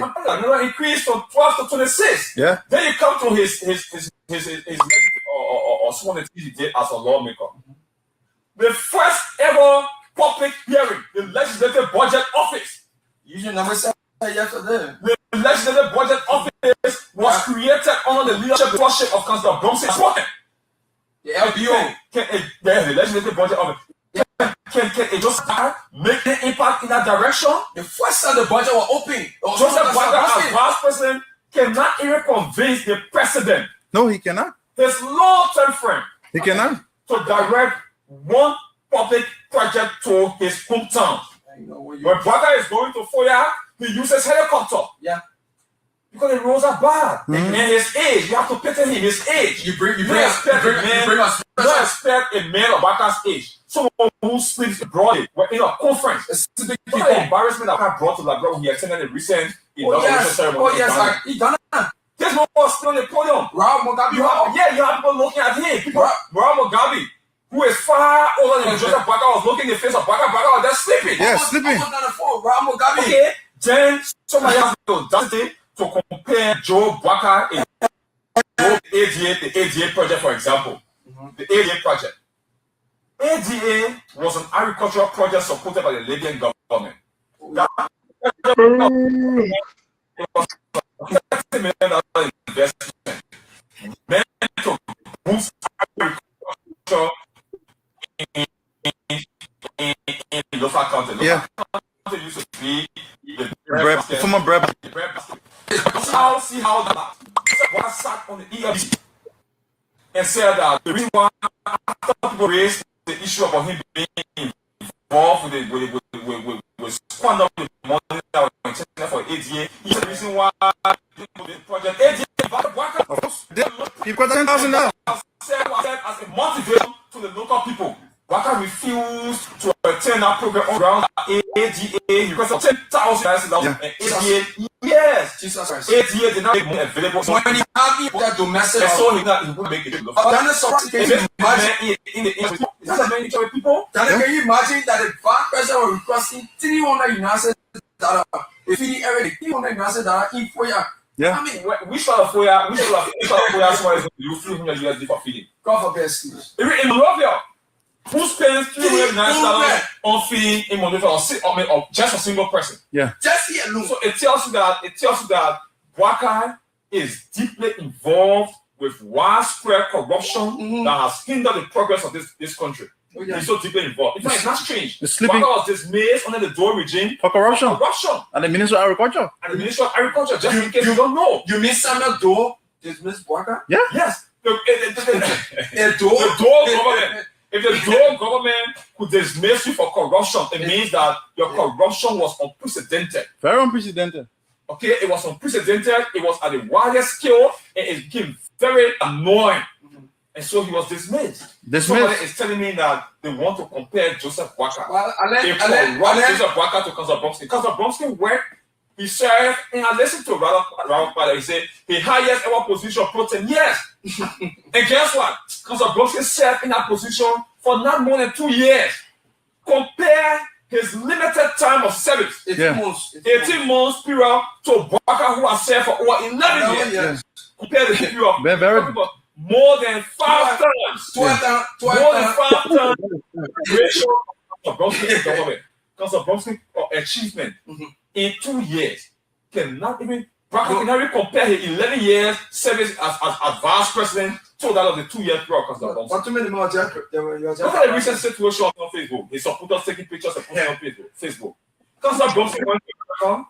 He took every second in the United States was a meaningful time to impact the lives of Liberians. Yeah. Both in America and back home. In case congressman. Okay. The first thing he held on meetings is articulating his vision for this country. Yeah. When was the last time Joseph Boakai appeared on radio to tell somebody this is how we're going to tackle He doesn't have no vision. How we're going to tackle corruption differently from what Madam Salif government has done. He doesn't have no last vision. time that Joseph Boakai appeared in a public forum to explain his agricultural policy? People say he worked with LPMC and he understands agriculture and stuff. When the last time Joseph Boakai appeared in any public forum to explain his agricultural policy for this country? And then he came for the Unity Party. He came for The Unity Party, Daniel, the Unity Party is actually doomed. Seriously. To the effect that no running will be behaving like a straight dog, barking at just anybody, throwing out invective. You listen to the press conference? Yeah, the man was almost moaning, screaming. At the end of it, screaming but saying nothing. Saying nothing. The only thing we're getting was invective. Why rather God at me? Well, folks, those are your boys from the what do you call them? The train or whatever they call them. What do they call them again? The rescue. The trash, the train. What is it? The rescue train, right? Well, that rescue trash or train? Which one? I'm confused. Because I know that thing looks like a trash to me that is not making any sense. But anyways, Monk, what do you make of this before we get to the That's the heart of hypocrisy right there and the deception you're talking about. But like I said, look, I mean, our people been voting in recent election from 1997. They will be, I think, the 4th or the 5th election cycle. Moses, the problem is our people can tell fact from fiction. It's not the problem. The problem is that mental toughness to just do what is right. That's why giving most people the toughest time. Let me tell you something. When it comes to qualification or someone who is better suited to face this challenge, they know exactly who is perfectly suited for the job. The question is, why are you not picking the guy who you believe is the best? You know, one of my homeboy, I made that same analogy on Lofa Julius show last night. He called me, he like, Cyrus, why you support Cummins? I said, again, an example, I said, when Phil Jackson used to coach the Lakers, who was the best player on Lakers team at the time? He said Kobe Bryant. I say, okay, that's a good answer. When Lakers is down by 2 or 3 points and you got few seconds left on the clock in the fourth quarter, when the coach called the players to draw up a play, 95% of the time, who hands the ball end up in? He said, Kobe Bryant. I said, you know what? He said, no. I said, when Phil Jackson draw a play for the ball to land in Kobe's hands, it does not mean Kobe Bryant is 100% guaranteed to make that shot. But Phil Jackson will live with the fact that his best player took the last shot, even in a losing effort. But he will not accept that the fourth or the third or the second best player took the shot when Kobe Bryant was there. That's the only reason I pick Cummings. Cummings does not have all the answer to Libero's problem. But Libero needs something to call reawakening. We need a different direction. Look, Moses, if you follow global politics now or geopolitics, the way you conduct government is changing almost like a business. You need accountability. People need to work as hard as possible. You got to compensate people. There are limited resources that is scarce all over the world. People are becoming innovative. Look, at this present moment in time, I tell folks, the number one pressing issue all around the world is pocketbook issue. Because if you don't have a job, when you are a kid growing up in Liberia, they tell you the most important building block in society is the family. You cannot even maintain a family without a job. You cannot maintain your country without a job. Because even the government depends on revenue. And where the revenue comes from? Jobs creation. Even crime rate, anywhere, even in the great America, anywhere there is higher unemployment, crime rate increases because you need jobs to maintain in a society. And who is fabulous for the job? Or even if you don't want my God, pick someone different. That's how you make choice. You know, the guys they call instant and delayed gratification. You want to do a short-term gain for long-term pain. No, for me, I want to reverse. If we start making better decisions now, all the politicians, they will change the way how they operate. Like I said, that's just why it is. Look, if you were to call the typical citizen in the Unity Party supporter, you tell them if you are building a building organization to last, not a single one of them will pick Joseph Boakai to be the leader of that organization or that business. But yet they want to give you a country to run because they have this preconceived notion that it's most likely for him to win. So they got to gravitate to Joseph Boakai. That's just why it is. They know our voters, they are very informed. They've been voting. They have a history of voting. They know exactly who is right. The problem is they just don't have that mental fortitude to make the best choice. That's just what the problem is. We saw this mindset of Joe, we are being popular. Joe, we are going to win. But here we are today. Here we are today. So I mean, like you're saying, it's not about the popularity. It's not about I heard John Malou. I read something when they asked him why he's selecting Joseph Boakai. He said Joseph Boakai, Cummings is a good man, and what a guy need, and Tiawan Congo is a good man, but Joseph Boakai is the winnable candidate. How does winning benefit you when even when a person wins, they can't do what they're supposed to do? This can never be about winning. It should be about how you will benefit from whatever it is, how this country will move forward. Because imagine, even the Joseph Boakai that they're speaking about, which God forbid, if he were ever to become president of Liberia, to be very honest with you, there is nothing to show here that Joseph Boakai even has an international connection that will make anything better in Liberia. Second of all, I was just in a conversation with somebody last night, and they want to convince us that because Jeremiah Kun brought somebody to America and left the person here, that why they deny Jeremiah Kun visa. That is not true. Let me tell you, the Liberians, Jeremiah Kun never brought somebody here and left them here. That why they deny him visa. That's not true. And you hear? That's not true. If you bring somebody in your country and you leave them here, the American government not going to be chasing you around. They will send that person back. They will deport the person. If the person is illegally, they will deport the person. That argument does not hold water. It is deceptive like the people who are carrying it around. They deny Jeremiah Kun because Jeremiah Kun is involved with criminal activities. This is the reason they deny Jeremiah Kun visa. As evidence by that, Jeremiah Kun was indicted by Transparency International. We keep telling y'all, Jeremiah Kun not bring nobody and leading here. They want to deny him for visa. It doesn't make any sense. That's not true. My people, that are not true. Don't let them lie to you. Anybody Moses, one of the strong cases they made for Joseph Boakai is they who are there for experience. I tell them, experience, they got good experiences, they got bad experiences, right? Experience just mean things that happen over time while you were there, right? I tell people, I say, I will be a fool to say Joseph Boakai does not have experience. Joseph Boakai is way more experienced. The only difference is Joseph Boakai experiences are the experiences we don't need in Liberia to transform the country. That's the difference. Yeah, I understand his experience. You can be in government for almost 4 decades and quite the fact that you are experienced. We just need something different. I'll tell them, I was like, you know what? You see, one of the biggest mistakes we make in Africa, that what people say, we struggle with our democracy. In the Western world, we look at a democracy as more of a structure and more of a system. They got rules and regulations in place.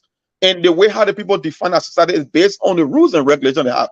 In Africa, we don't have those institutions. Let me tell you something. When they say the office of the president, the reason they call it chief executive, when you are president, you are not a politician. People don't get that. The main politician in a democracy is the vice president, and those are in the House and in the Senate. They are the politician. The president is an executive, someone who can come over there, manage resources, implement policies, someone who can get their hands dirty. So when they take, oh, Boakai got more experience in government, I'm like, you know what? When they talk about chief executive, Kwame spend the same amount of time Boakai spend. The only difference is one was working in the public sector and one was working in the private sector. They both have executive experience, especially for Cummins, because Boakai only been to ministries and stuff. I mean, he was former vice president. He's a typical politician. In any Western democracy, that's why that's why they call you chief executive. Look, Joseph Boakai does not understand job creation, the ease of doing business, public-private partnership, everything that you need to fundamentally transform a society in this day and age. Joseph Boakai does not have that experience. That's the difference. But you know what? Like I said, people will create their own narrative and stick to it in an attempt to avoid voting for the best candidate. You know, they've been doing it from 1997. People say, oh, the reason we voted for Charter because he could bring water. That's a lie. The moment Charter disarmed, we went to elections, ECOWAS and ECOMOG were over the international community. There was no way Charter could bring war to that country. You just did it because that's why you thought was the best for you at that time.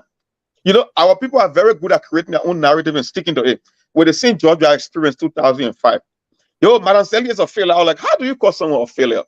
Someone who took a failed state and brought it back to life. I mean, you can make the case that there are a lot of things that they should have done. There were some lapses, but you can't say there was a failure. So my argument was, okay, let's just assume for hypothetical reason that Madam Sally was a failure. Do you, in your right frame of mind, believe that Georgia would have succeeded in governance when Madam Sally failed? It's almost like you are driving your car in the middle of nowhere in the village and your car is broken down. You call one of the best mechanics in the village to fix your car. And the mechanic came, he never did a job that you expected. Is that a reason to hire a carpenter to come and fix your car? Because that's what the logic was. Yeah, I don't have to agree Madam Sally was a success. Okay, let's just assume that Madam Sally was a failure. So how logical, what sense does it make that you will use George Weah to replace Madam Sally? Tell me. Like I was saying, I mean, I always say our people will roll their emotions into politics and want to make it a scientific law. That's why we are faced with Liberia. People don't want to make hard choices and make better decisions in the interest of the country. That's just why it is. It's nothing else. The same thing we're faced with today. How do you take how do you say you don't want Joe Weah, but you want Joseph Boakai? How does that work? How does that work? What are you saying? You are saying that you are moving from, it's like you're going in reverse. You move from in front, then you come in behind. You take one step in front, then you come 3 steps behind. But anyway, let's turn to Melbourne to see if we can get 1 or 2 calls from Liberia really quick here, because I know some people vet Jelly Frog, but they'll be fine. Oh yeah. The vest umpire, you get it right to be vest. You get all right to be vest. We're not allergic to people to be vest or piss off. We're not. That's the beauty of democracy, you know. People have to agree and disagree. Yeah, remember you said you had a follow-up question for me, but let's take the calls and maybe you can ask your question, please.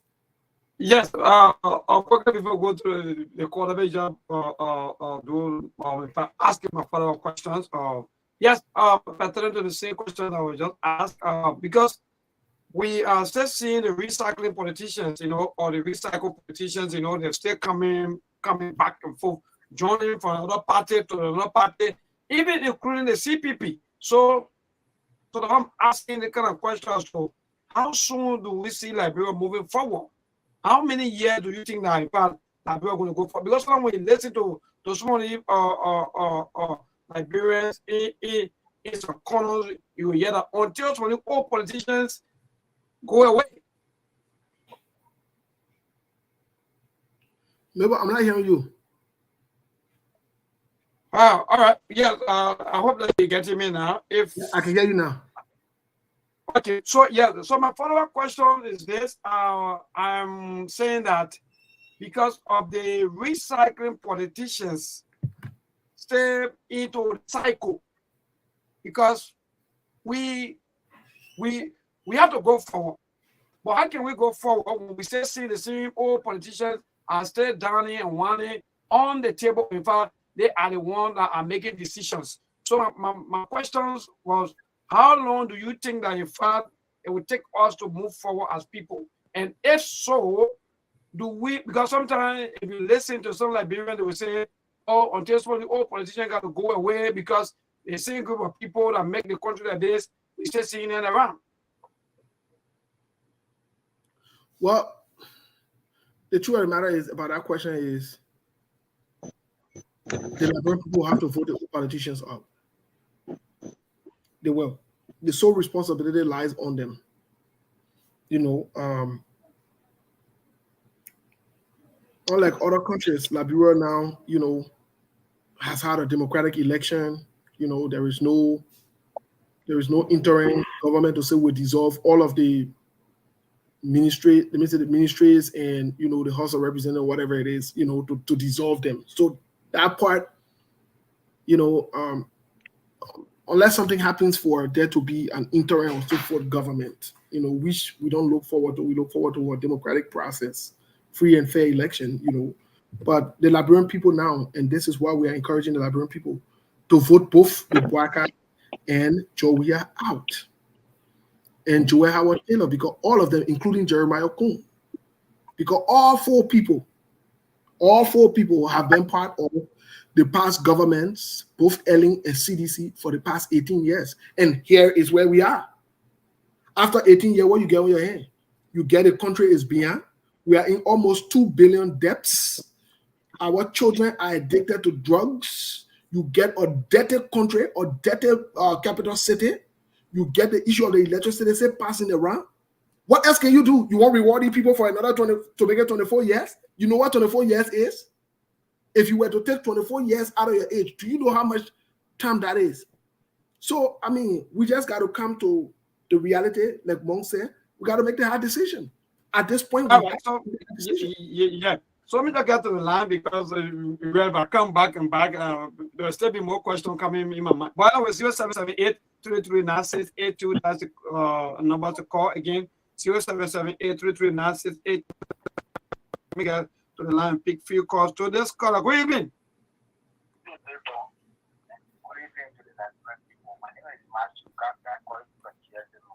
Yeah, go ahead, Matthew.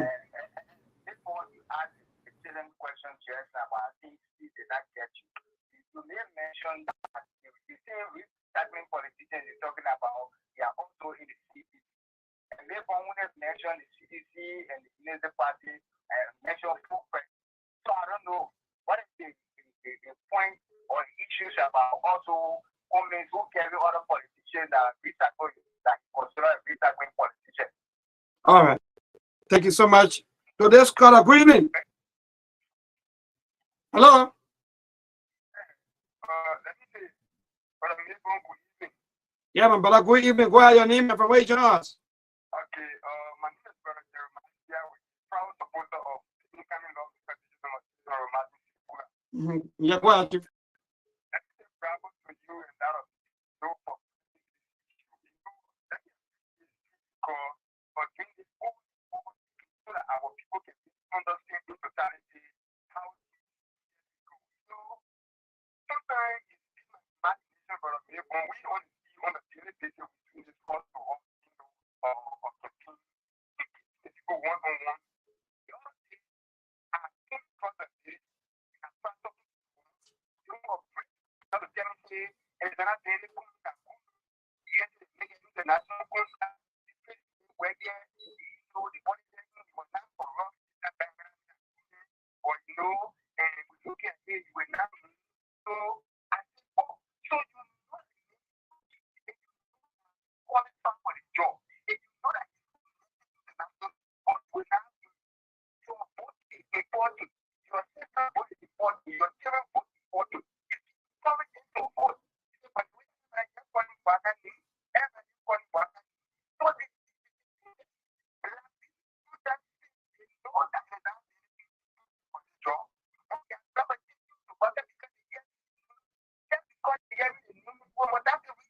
All right. Yeah, I can hear people Melbourne, but they're cracking in. They're coming in cracking. Yeah, go ahead. Your name and from where you join us? Yeah, go ahead, Chief.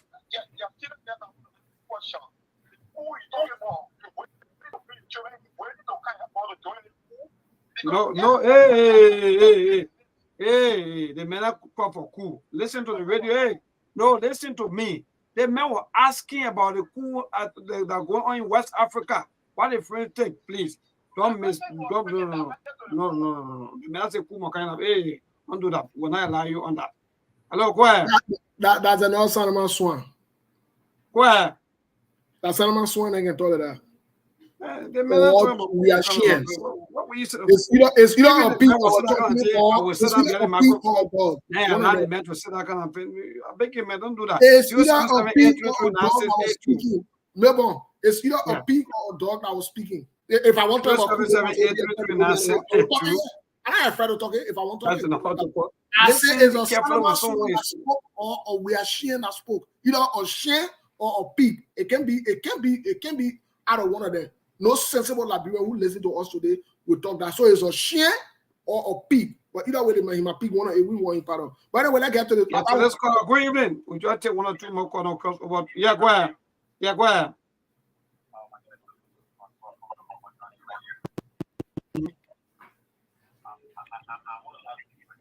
Yeah.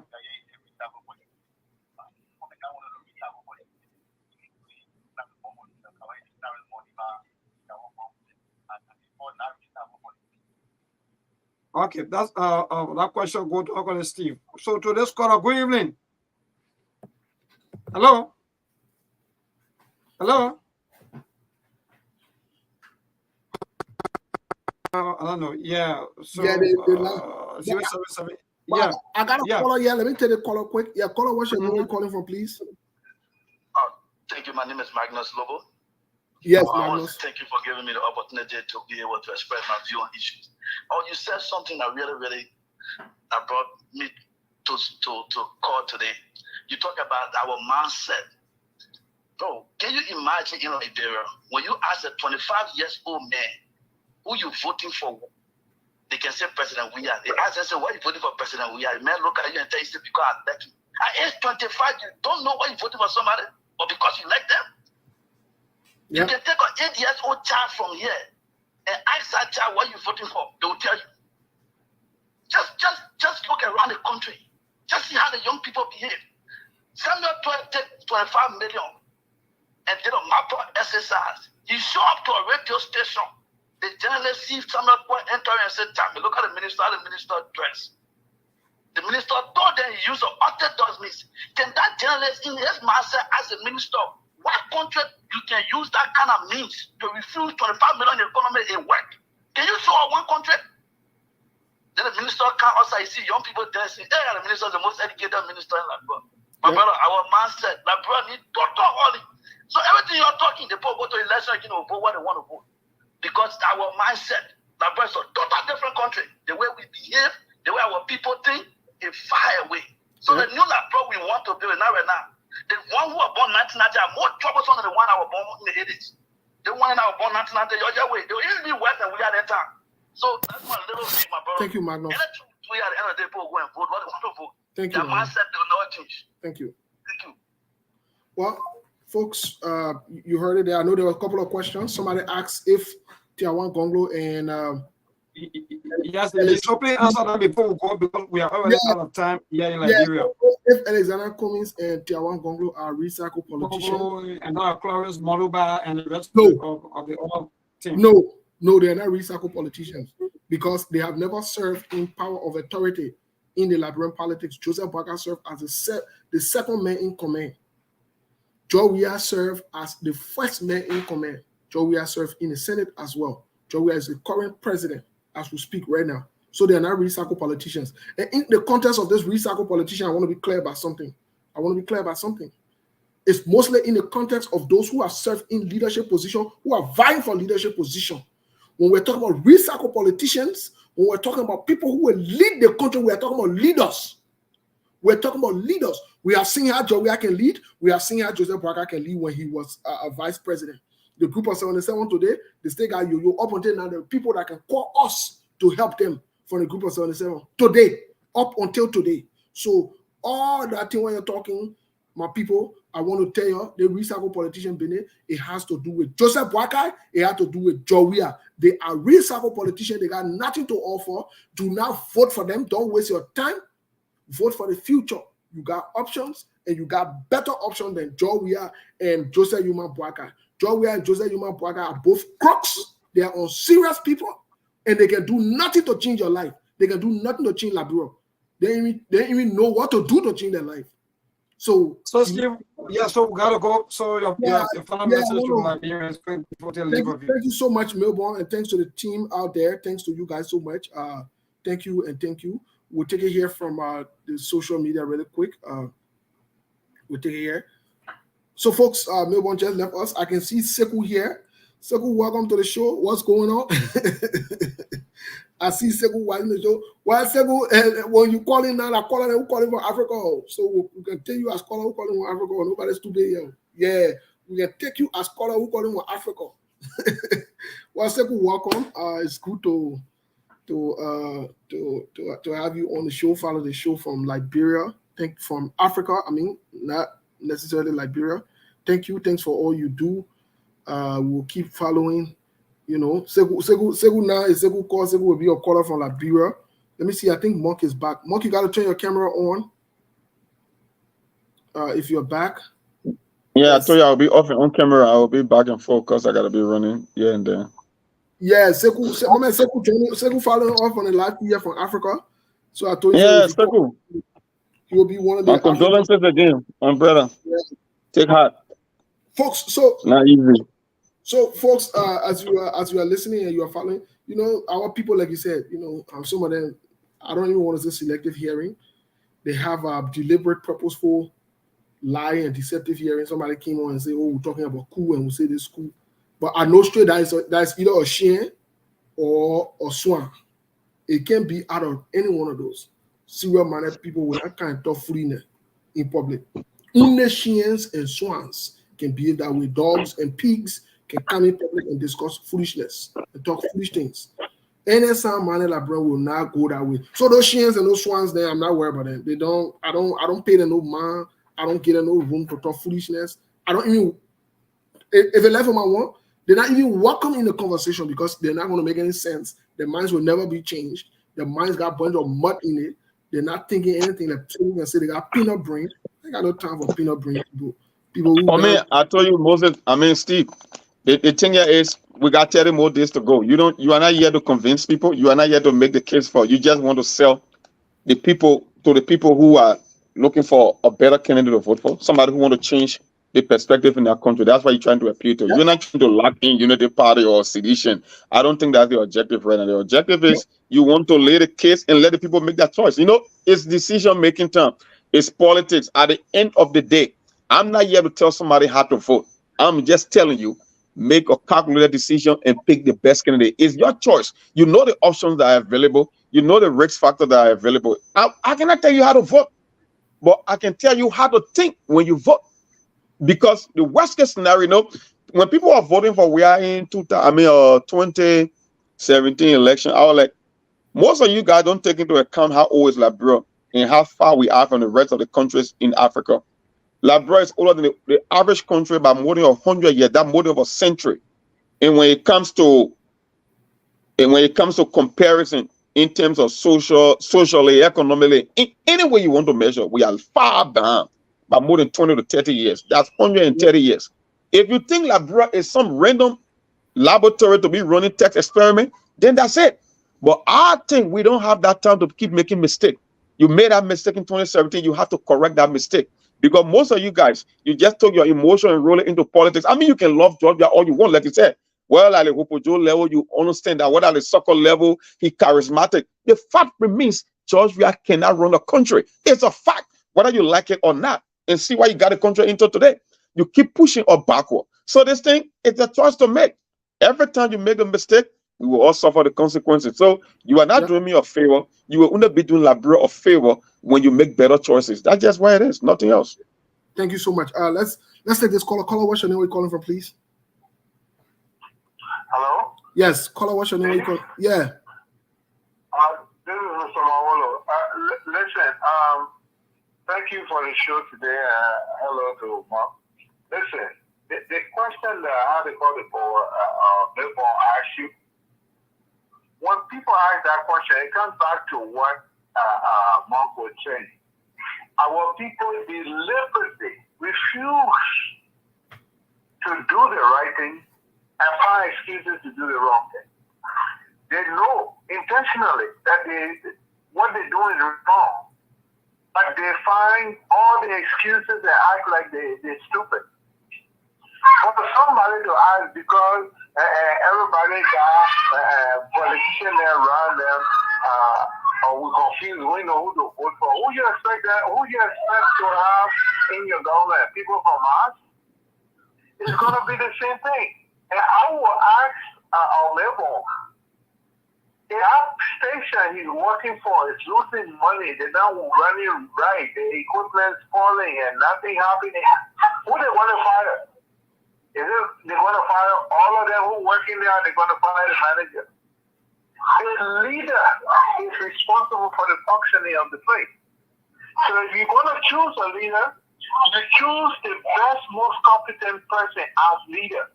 If you choose the best, most competent person, they will make the other people work or fire them if they're incapable.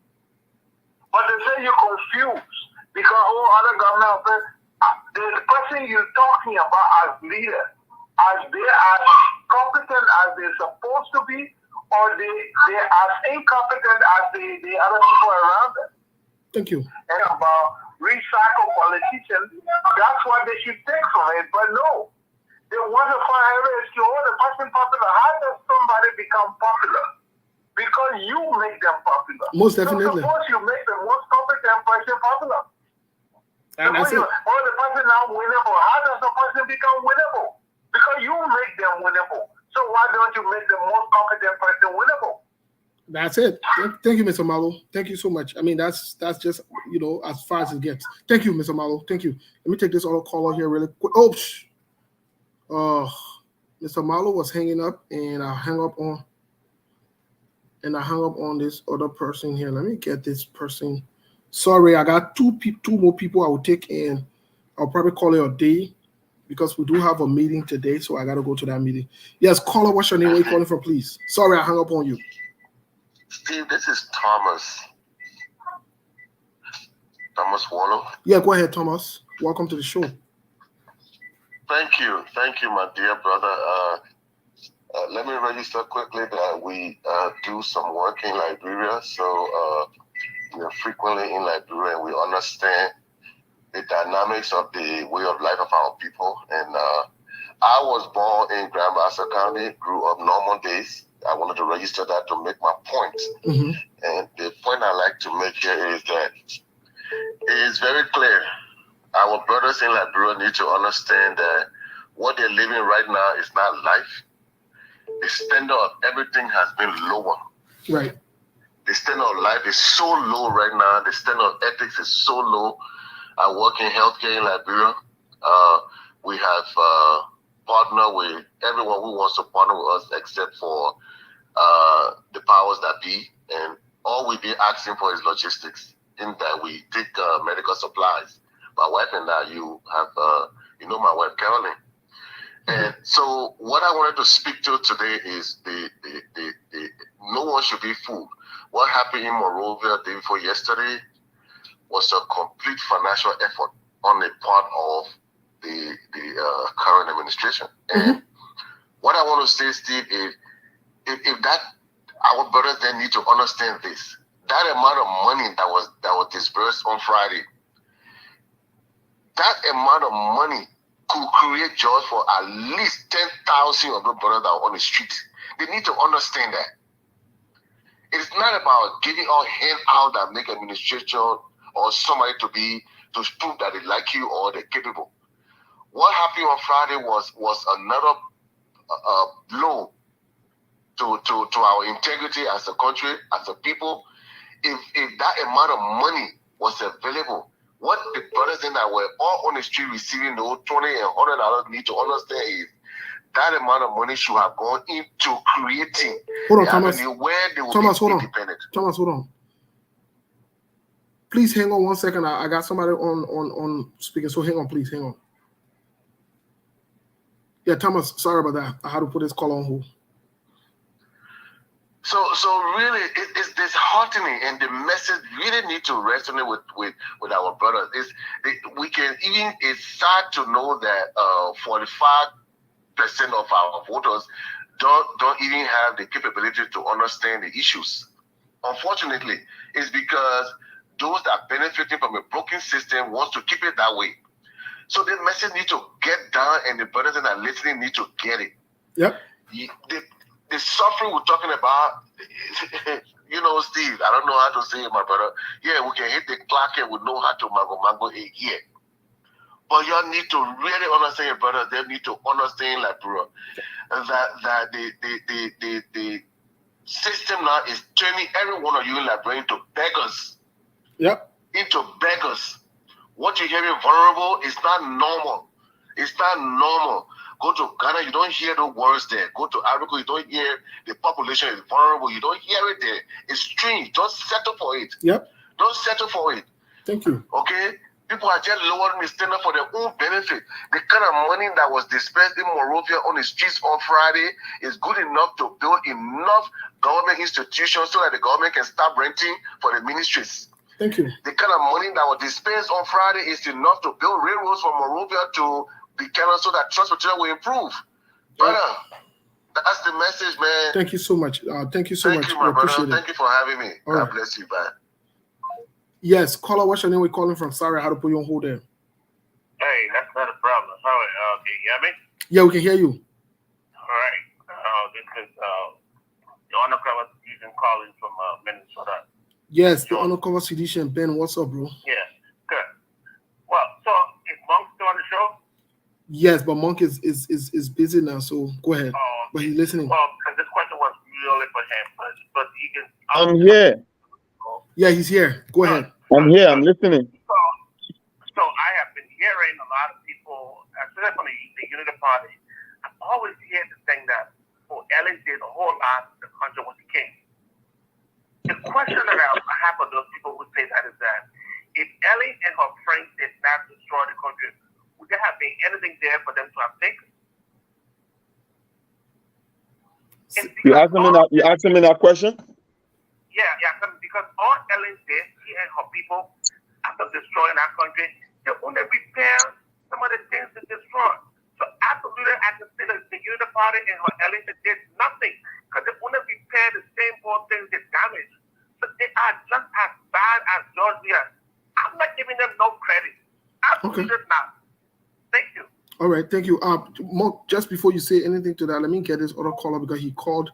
This will be our last caller for the day, folks. And like I said, we'll hear from Monk and then we'll call it a day because I have a meeting coming up.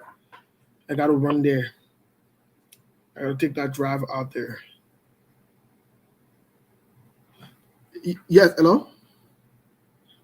Yes, you are live now. You were calling me earlier. Sorry, I didn't answer. I'm sorry about that. But no problem. You know, I just want to yeah, but maybe introduce yourself now. You got to call your name, and know what. I'm sorry. My name is Fumba. Standing as North America chairman for vote. Well, who are the voting? Why put it on the Steve, Dr. Jeremiah Wapo. I'm not ashamed to call his name. He's the next president. He's the next president of Liberia. Steve, I'm on the national stadium. International and national media. So let me speak. Okay, sorry. Go ahead. Yeah. You see, I just want to throw light on Brother Monk, Brazilian Monk Saros. I mean, his analysis always make my day. I must admit. The brother is very, very, very balanced. But Steve, you see, the situation of Liberia and with the Liberians, can you imagine somebody sitting there say, we have decided, I don't care what you have what you people will do, Yep. we have decided. Decided on what? Something is your future, it's the future of your country. And these are the same people who sitting around telling people, oh, we in Liberia, we talk for Liberia, we talk for Liberia. Talk for Liberia, and then you have decided on somebody who have been tested, and somebody who is on the testing ground now is not doing anything. Then you're looking at people who want to come to change it. And you know the people, you know them.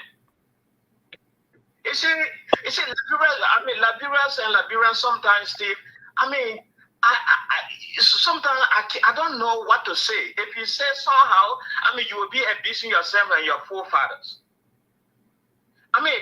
Brazilian Monk, the analogy that he just gave, your cargo broke down in the village. And now you get the best mechanic. The mechanic has come. The mechanic have come and gave you, a failed diagnosis. Yeah, I agree. You failed. So can you replace that with a capital? Yeah. You know. And then you say your car problem will be solved. No, that car will be there. Yeah, then you say your problem was solved. Then you see them going to churches and mosques and say they pray to God. You think God will answer your prayer? But God get time for pigs and swans. You know, here God get time for dogs and pigs. You know. God get time for when I see these people standing sometimes, oh, he's a prophet, oh, he's a imam, the mufti. I said, well, you think it's the way that God can answer your prayer? The president are crook. The president can collect bra. The president are crook. They can collect bra. We just have to change ourselves before God change us. I'm telling you. Going wasting your time on man. Sometimes I can, my head can be hurting when I've been listening to Liberia. We have agreed. We have decided. No, we have decided. Liberia have decided. You have decided on somebody who have been tested and failed. Yeah, but thank you so much. Thank you, bro. Yeah, thank you. Brazilian Monk, extend my greeting to him. I'm listening. I'm here. All right, thank you, Monk. What do you make? Let's get a closing comment here, and then we'll close it for today. But my closing argument is very simple. Liberia is not a science lab to be running random experiment. Our people should upgrade the way how they make decisions in that country. If they cannot change the way how they do things, things will never change in Liberia. That's it. We are at a crossroad. This is one of the most consequential elections, because if you maintain your Georgia, it just tells me that you are not serious for the future. If you go to Joseph Boga, it means you are not ready to change from the past. That's just how I see it. I don't have anything personal against these people, but that's just the fact based on history. We tested Unity Party before. We have seen the result from CDCs in 18 years of your life. You know, one thing our people fail to realize is the life expectancy. You only got 68 years to live in Liberia on average. If you are above the age of 35 or 40, you are already in the second half of your life. You don't have time. You know, time is the most important commodity on this planet. Most people don't take into consideration. You don't have time to keep wasting. 6 years is not 6 weeks or 6 days. It's 6 years. And I told them, even after the 6 years, you need time to repair the damages caused from 6 years. So you are not only voting for 6 years, you are voting anywhere between 12 to 15 years of your life to get things in place. So I know change is tough. Change is very painful. It's very uncomfortable. You won't feel comfortable when you're making change, because that's just how human beings structured. That's how we're made. It's tough to make change, but equally so, you still need change to become a better person. You have to make that change. The question is, are you making the change for the worse, or are you making a change for the better? And like I said, we have options in those races. If you are really serious about moving the country forward, you got Tewan Gonglo, you got Clarence Modiba, you got Cummins. For me, I pick Cummins. I think he's perfectly suited for the job at the moment, but you can make your choice. My thing here is, I'm not here to come and tell you who to vote for, but if you are to take a step back and take your emotion from the thing and make a better decision, you will see clearly the candidate that is the favorite or who's the best to take on this job. It's so easy. It's almost like you putting an image on a billboard. But the reason you don't see it, because the way how you make your decision. You want to vote on sentiment. You want to vote on tribal land. You want to vote on Mangai that I've already decided that we agree. Agree to what? You still supposed to be thinking and start weighing the option. See what the candidate bring to the table. Who is best suited? Okay, where is this guy's weakness? Where is this guy's strength? That's how people make decisions. At the end of the day, if you can just take your emotion from this thing, trust me, your decision will come very, very easy, and you see the candidate as clear as possible. But if you cannot do that, then trust me, man, we will be in it for a very, very long time, and Liberia won't be making any progress. You know, people always say, "Oh, the future of Liberia will be great." I was like, you don't just make that statement. I mean, you can say it to make yourself to feel happy. Countries that were great or countries that are great, they make down payment into the future. You seen the people that are supposed to replace us. Some of us that were born in the 80s. The kind of decision that they are making, and you telling me you've seen a whole generation being destroyed. Lack of education, no better health care. I mean, poverty. You got drugs not taking over the country, telling our whole vulnerable population is at risk. And you telling me 20 years from now, Liberia will be great. That's wishful thinking. That's not how it works in the real world. And this whole myth that God can choose leader. God don't choose leader. God used to choose leaders in the past, whether it was the Samuel and the David, he used to send prophet, because they never have voting card. They never have voter registration. They never have political objective. So before that, God used to pick leaders. These days, you walk to a voter registration center, you put your name on a piece of paper, they give you a voting card. Your decision and your future lies in your own hands. God don't pick leaders. So the whole idea that God picked Georgia, it's a myth and a lie.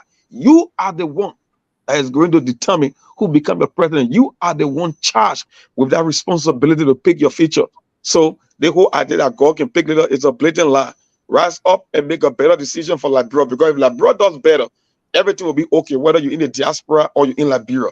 If you cannot get it right, like I will keep sounding like a broken record, if you get it wrong, trust me, you are in it for the very, very long term. And that's just why it is. There is no if and end to this situation. You either make a better decision. That's it. Thank you, Mom. Just before we leave, both of us, yes, God, the same way God can pick more for you. And God can pick well for you. If you pick a loser, are you picking because you were probably in love, or you were infatuated, or if you pick a loser, are you picking? Don't put God in your foolishness. God bring incompetent people then. God now bring deceptive Joseph Boakai that you're deciding to pick him, and liar Joseph Boakai his age. God now bring Joria on us. Like you're wearing choose Joria and makes everything. You're saying you know boy, you don't know boy, you pick, you vote for him. God is not bringing Joseph Boakai as a leader for Liberia, because you know what? You are saying the man's sick. He's not sick, and you agree. You're not agree. And you're making foolish statement again. That God put a foolish statement in your mouth. That God say you're my call yourself.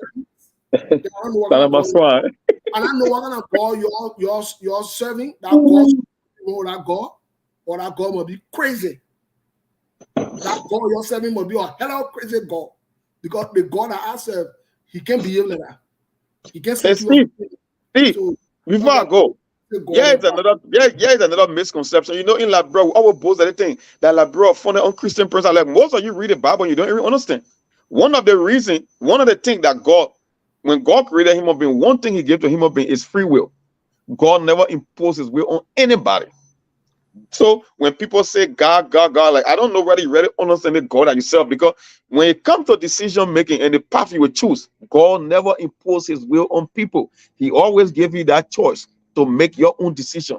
That's what they call free will and choice. Is your choice to go to church or not to go to church? Is your choice to read the Bible? We are making decisions and choices every single day of your life for as long as we remain on this planet. God don't choose for people. You will have to choose for yourself. And that's just why it is. Thanks for the time, man. It was a great show. You choose a Lisa more you. You choose you say God. Those are the burden. They say that God. We want to go. What I call you got a voter ID, you register to vote, you walk to a polling station, take your card, put your finger in and you call it God. It's not God, it's God, you. You say that God, hey, what kind of thing God never brought that on you? What kind of God? Let me tell you something. You don't leave God alone with your food in your own. If you agree, you know, this is the thing I don't understand. How do you sit and say you agree that your political leader is corrupt? You agree that your political leader is a liar. You agree that your political leader is deceptive. You check all the wrong boxes. You still go and vote for that person. Then you say you expect something to change or something good. How does that work? Your thing like the magic? And Le Monde said, Liberia will not change because you go to church or one pastor make you feel fine and say, and he see a bright future and he see Liberia rising again. Liberia rising on nothing. Liberia is not rising with a bunch of fools. Liberia is not rising with all picking the people who have nothing to show for. Nothing they have done in their life, like Joseph Boakai, to benefit anybody. Liberia not rising on that. Liberia never rising on that. Don't let no pastor fool you and eat your money. Labrador do not rise. No nation rises on that. Do you know what nation rises? The nation can rise on when you make a decision. You pick the best among you. You pick the qualified to represent you. Yes, you will rise. You put aside your emotions. Lebanon said that's true. You put aside your tribalism, your hate, your jealousy, because somebody killed America or went to the Western War and got accomplished, and you feel intimidated because when the person can, will put it right in there for you to do. That's all you're afraid of. You don't have a problem. You know that Mr. Cummings is the right person for the job, especially at this time. You know it. You know Tawan Kolo is the right person for the job. Your only fear is when they come, they will put things in order so that you can do what you're doing. That's all. That's the only problem you got. You ain't get problem with them. You ain't get problem that they're competent enough to lead. You ain't get problem that they are better than the person, the political leader that you support, the losers that you support, both Joe Weah and Joseph Boakai. They're losers. You ain't get problem with them. You ain't get problem with them. But you make all the excuses because you know when they come, it will not be business as usual. Something will change. The routine will change. And you don't want that because you are not comfortable with a competitive environment. You are not comfortable with doing what is right. No, you are not. You want to pretend. That's all. That's the thing you have. Because you can be opposition and be talking to Joe Weah on the phone for 15 minutes. While you're talking, you're in Abachi. But anyways, thank you, folks. Sorry I didn't get to play the Darius DeLong recording that we have. We will keep it so that we can play it on the next show. We'll play for you to hear it. The plot Darius DeLong had for Chad Walker Bronskin before his death. These people are bad people. Very bad.